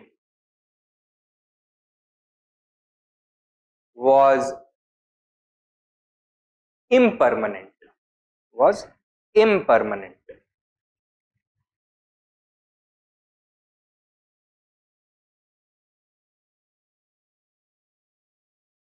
Full stop. Alauddin had disrupted the mechanism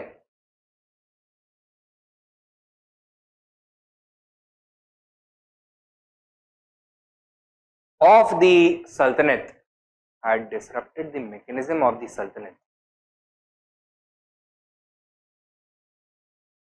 Full stop. With his death, comma, the entire machinery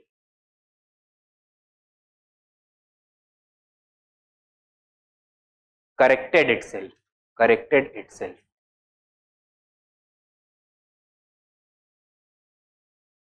ठीक है. So Alauddin Khilji was one man, and can one man permanently change the entire mechanism, state mechanism, economic mechanism? नहीं कर सकता है. So all the changes that he introduced were also temporary. ठीक है, that is the idea. Next main point लिखो, और sorry इसमें ही सब पॉइंट लिखो. With the downfall of the Khilji dynasty,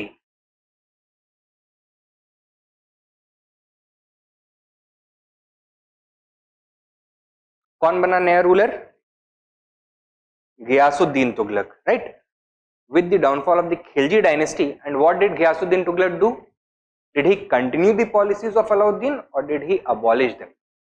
He abolished them, because he represented the reaction against the Khilji revolution. With the downfall of the Khilji dynasty, comma, Ghiyasuddin Tughlaq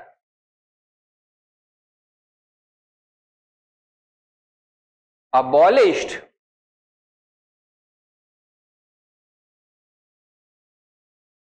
almost all the reforms of Alauddin,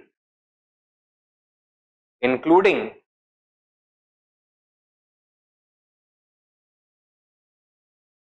his policies towards taxation,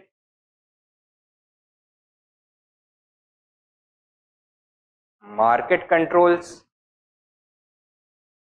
and the nobility.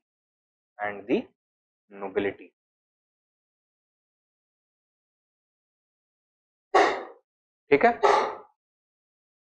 and the nobility. Now, while this is the biggest criticism against Alauddin Khilji, that he was never able to permanently alter the nature of the Delhi Sultanate, can his achievements be sidelined? हम ये बोल सकते हैं क्या that this was a minor episode in the history of the Sultanate and the history of India, or was this a new beginning in the history of the Indian story? New beginning था, तो हम इसको completely ignore नहीं कर सकते. Write down. हाँ, next main point. while the shortcomings of Alauddin's reign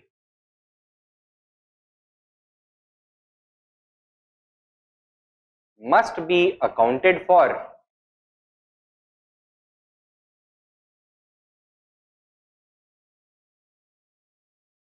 comma, we should be careful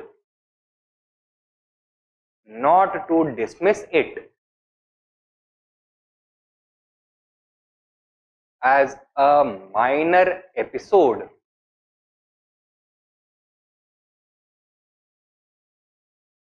or disruption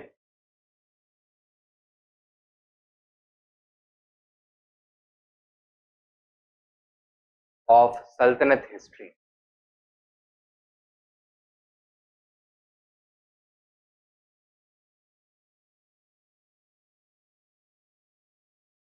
Subpoint.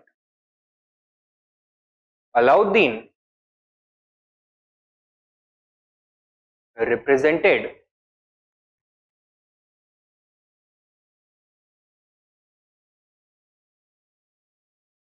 a major overhaul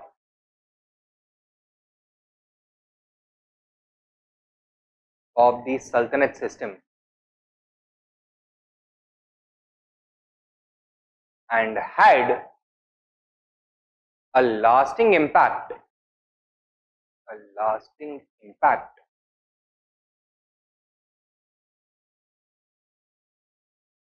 on Indian history. A lasting impact on Indian history.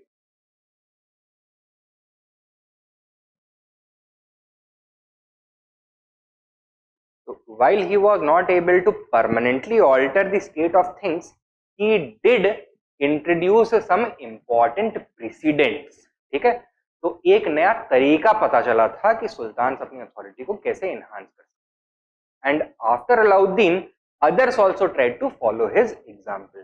Most notably कौन? Muhammad bin Tughlaq, the successor of Ghiyasuddin Tughlaq. Write down. हाँ, सब point. Alauddin inspired many future sultans,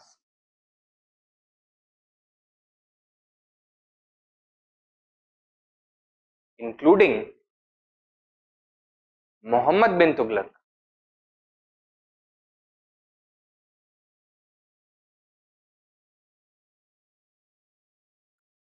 So, did Alauddin's influence over history end with his death, or did it continue after him also? It continued after him also. Therefore, Muhammad bin Tughlaq, full stop. Therefore, Alauddin continued to cast a long shadow over Sultanate history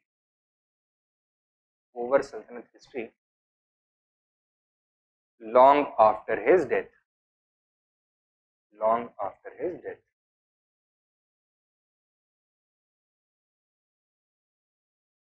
Over Sultanate history long after his death.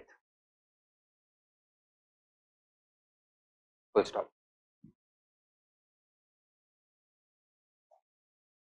Now a question.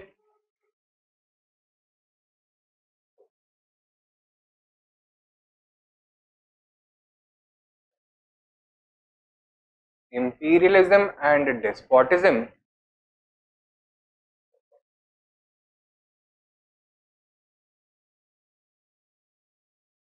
were the twin axes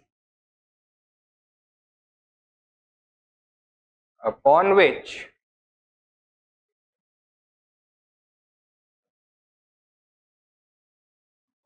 Alauddin based his reforms. Full stop. Discuss. 200 words.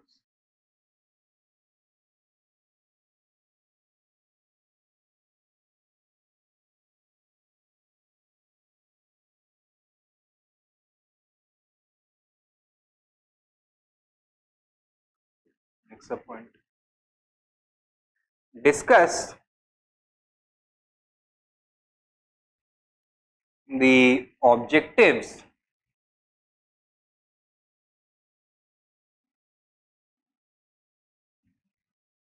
features and impact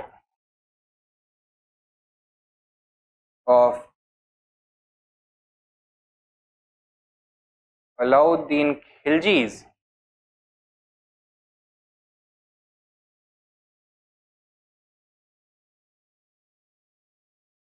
revenue reforms.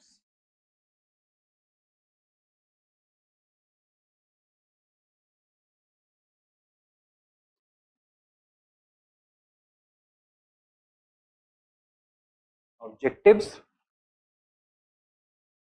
features and impact of Alauddin Khilji's revenue reforms. Next question.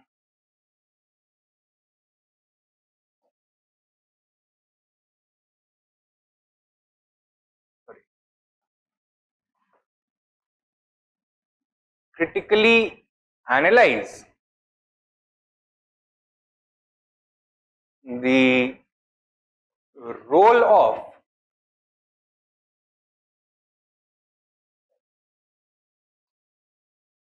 Alauddin Khilji in shaping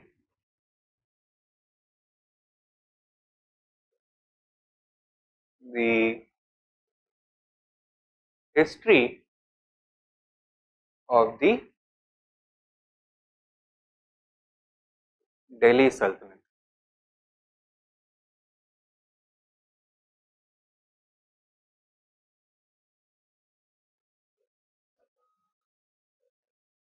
$200. तीनों questions देख लीजिए and tell me if there is any problem.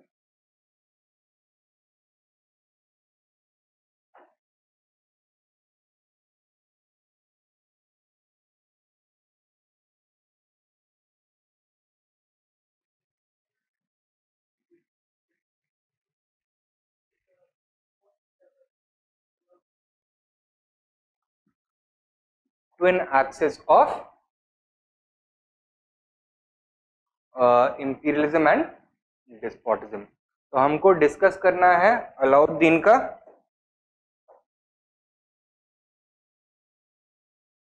Theory of kingship,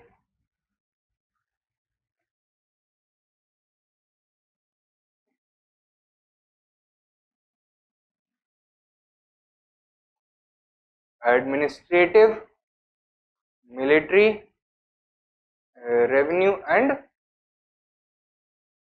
market reforms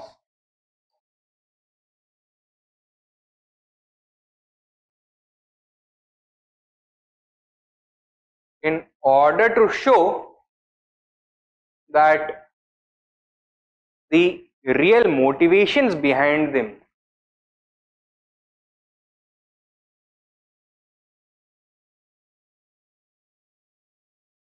were despotism and imperialism. So despotism or imperialism became the foundation for his theory of kingship as well as his reforms. वो आधार बन गया जिसके ऊपर पूरा का पूरा rain और अलाउद्दीन की पॉलिसीज बेस्ड थे. That is what we need to show. ठीक है. थर्ड क्वेश्चन,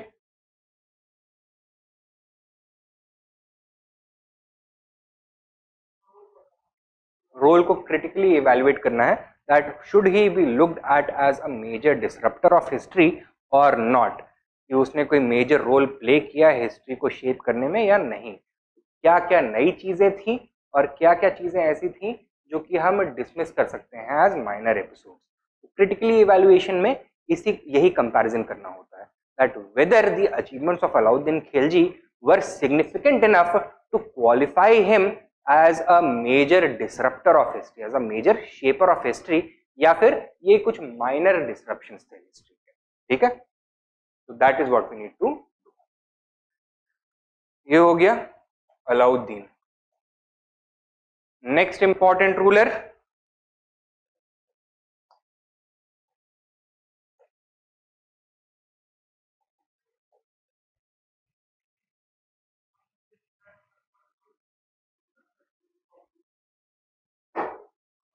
हाँ बताना पड़ेगा Mohammad bin Tughlaq. Right. Time period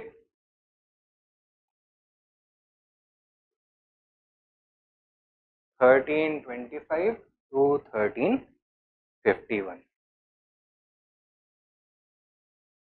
now किस तरह के क्वेश्चंस पूछता है यूपीएससी यहां पर.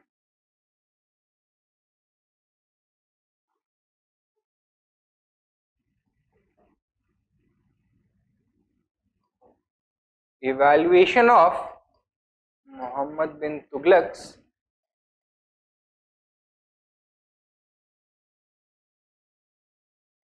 personality or his rule.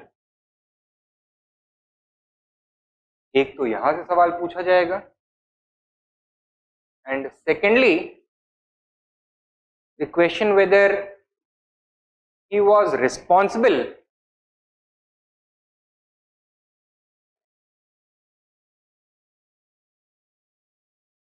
for the decline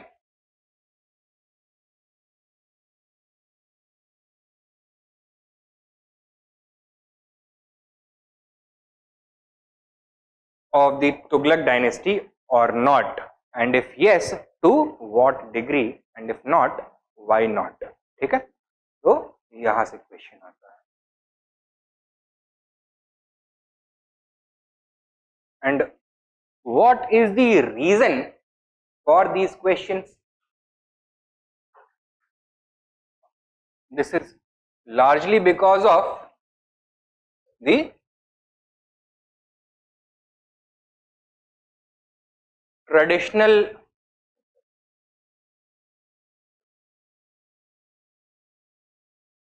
historiography, यानी कि जो अर्ली हिस्ट्री है सल्तनत पीरियड का, वहां पे हिस्टोरिकल ओपिनियन क्या था, that has shaped the discussion about Mohammad bin Tughlaq largely. The contemporary historians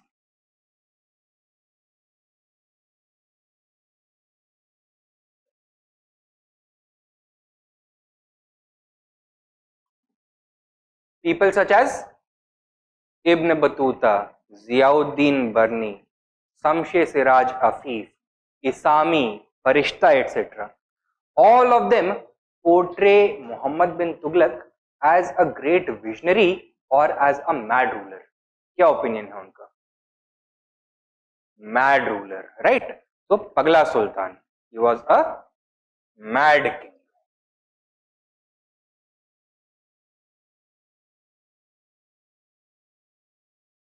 According to them, he was fickle-minded.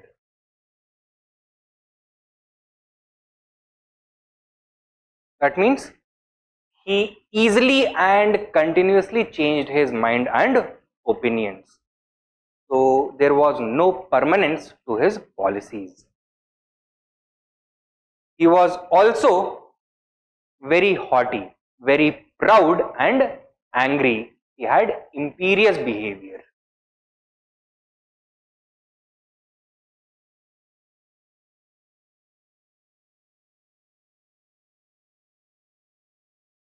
He had a haughty attitude. He did not listen to his advisors, and if he did listen, he never actually took their advice seriously.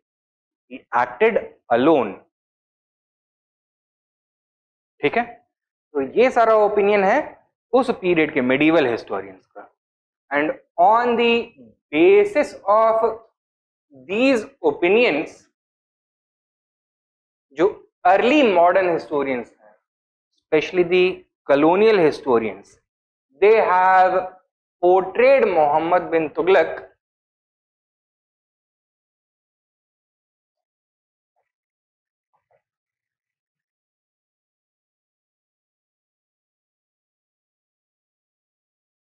in a negative light as well. So according to them, the Sultan's personality represented a mixture of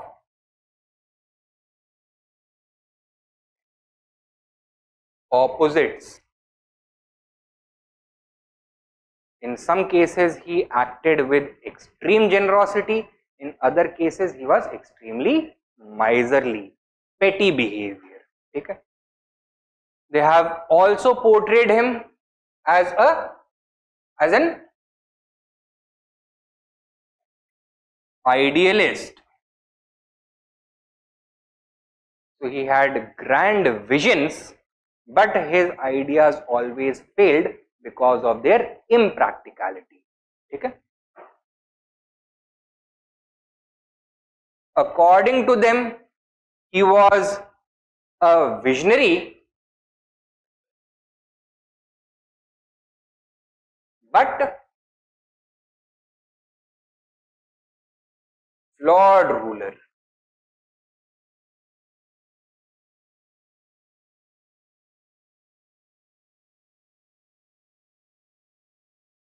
Right? And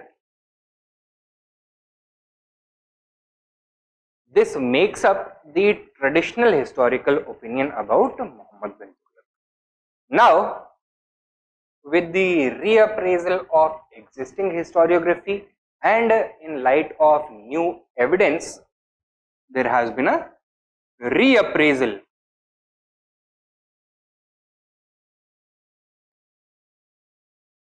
of Muhammad bin Tughlaq. Should he be remembered as a mad king, or should he be remembered as a visionary ruler, or should he be remembered as a ruler with ideas that were far ahead of his time?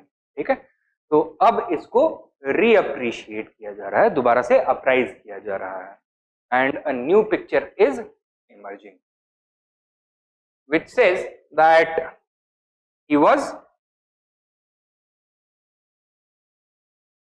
ahead of his times.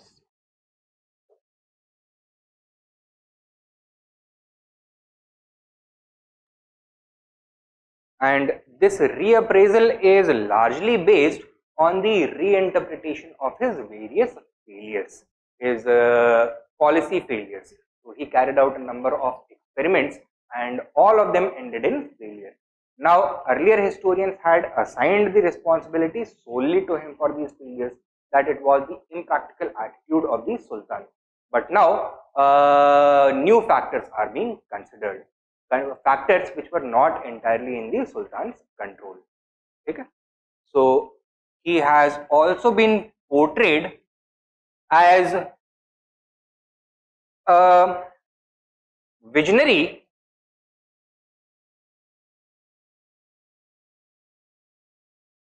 but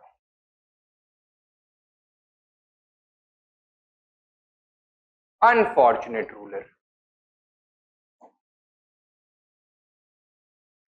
तो visionary तो था, but rather than being flawed, he was unlucky. And that is why many of his policies ended in failure. And which policies are these? The transfer of capital from where to where? Delhi से दौलताबाद, दिल्ली से Maharashtra, right? The experiment of introducing a token currency, because the empire was facing a shortage of precious metals and the sultan did not want to needlessly waste wealth on importing large quantities of gold and silver. Gold and silver coins were replaced with copper coins in with a nominal value, with the same nominal value, right? Token currency experiment. Further, two important military expeditions, including the Khorasan expedition and the Karachil expedition,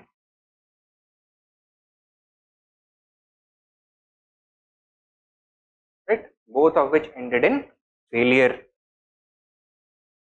All these misadventures and failures had led to the depletion of the treasury, and Muhammad bin Tughlaq therefore introduced several reforms in the taxation policy. New taxation reforms, but they also backfired, leading to further problems, and finally, in order to revive the agriculture which had failed due to these taxation reforms, he also experimented with a new system of agriculture, the model agricultural farm. Now, while analyzing these failed experiments, while we need to keep in mind the opinions of historians about the personality and rule of Mohammed bin Tughlaq, specifically हम इस case में क्या देखेंगे, किसके ऊपर concentrate करेंगे? We are going to primarily focus upon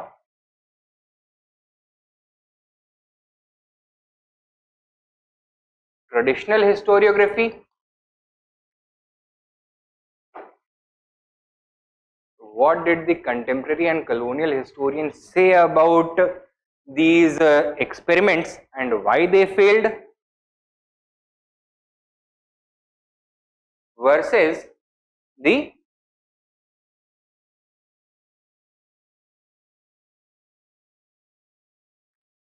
contemporary historiography.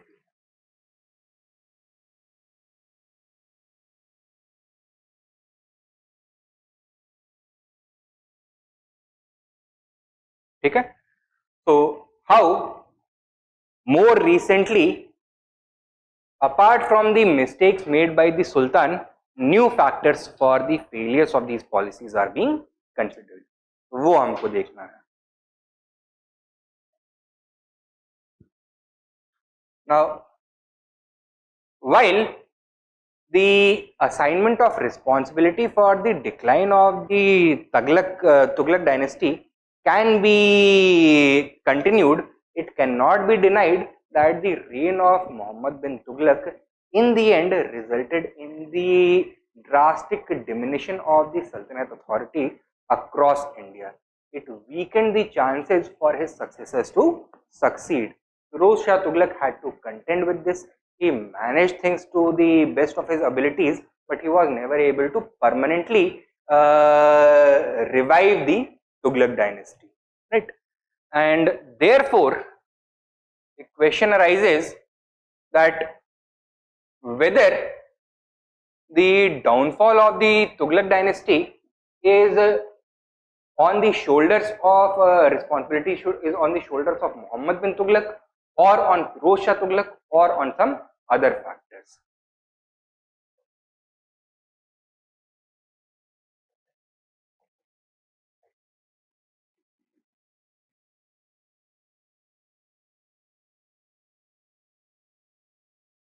And once again, historical opinion is divided.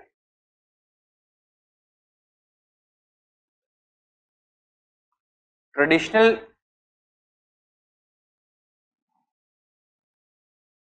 historiography,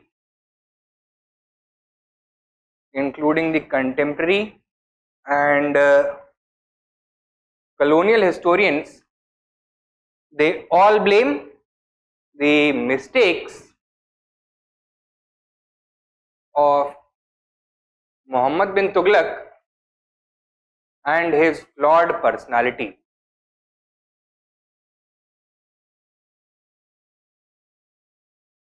as the biggest factors resulting in the downfall of the Tughlaq dynasty.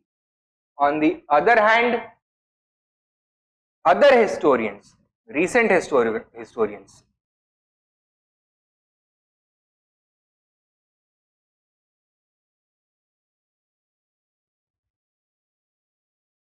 they present a more balanced picture by considering the role of other factors,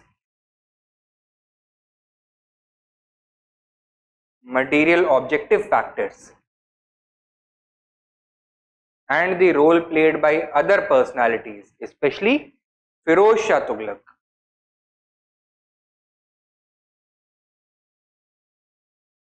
in the downfall of the Sultanate of the Tughlaq dynasty.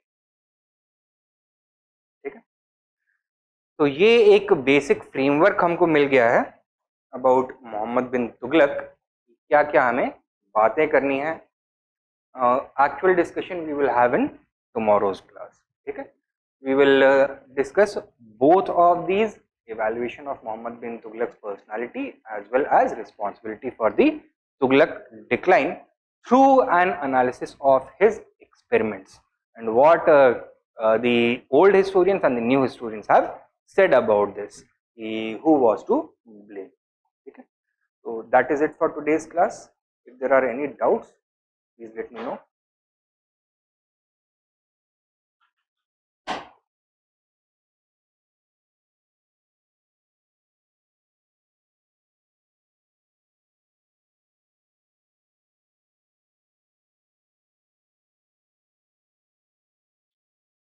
No doubts? चलिए then. Thank you for your time. See you in tomorrow's class.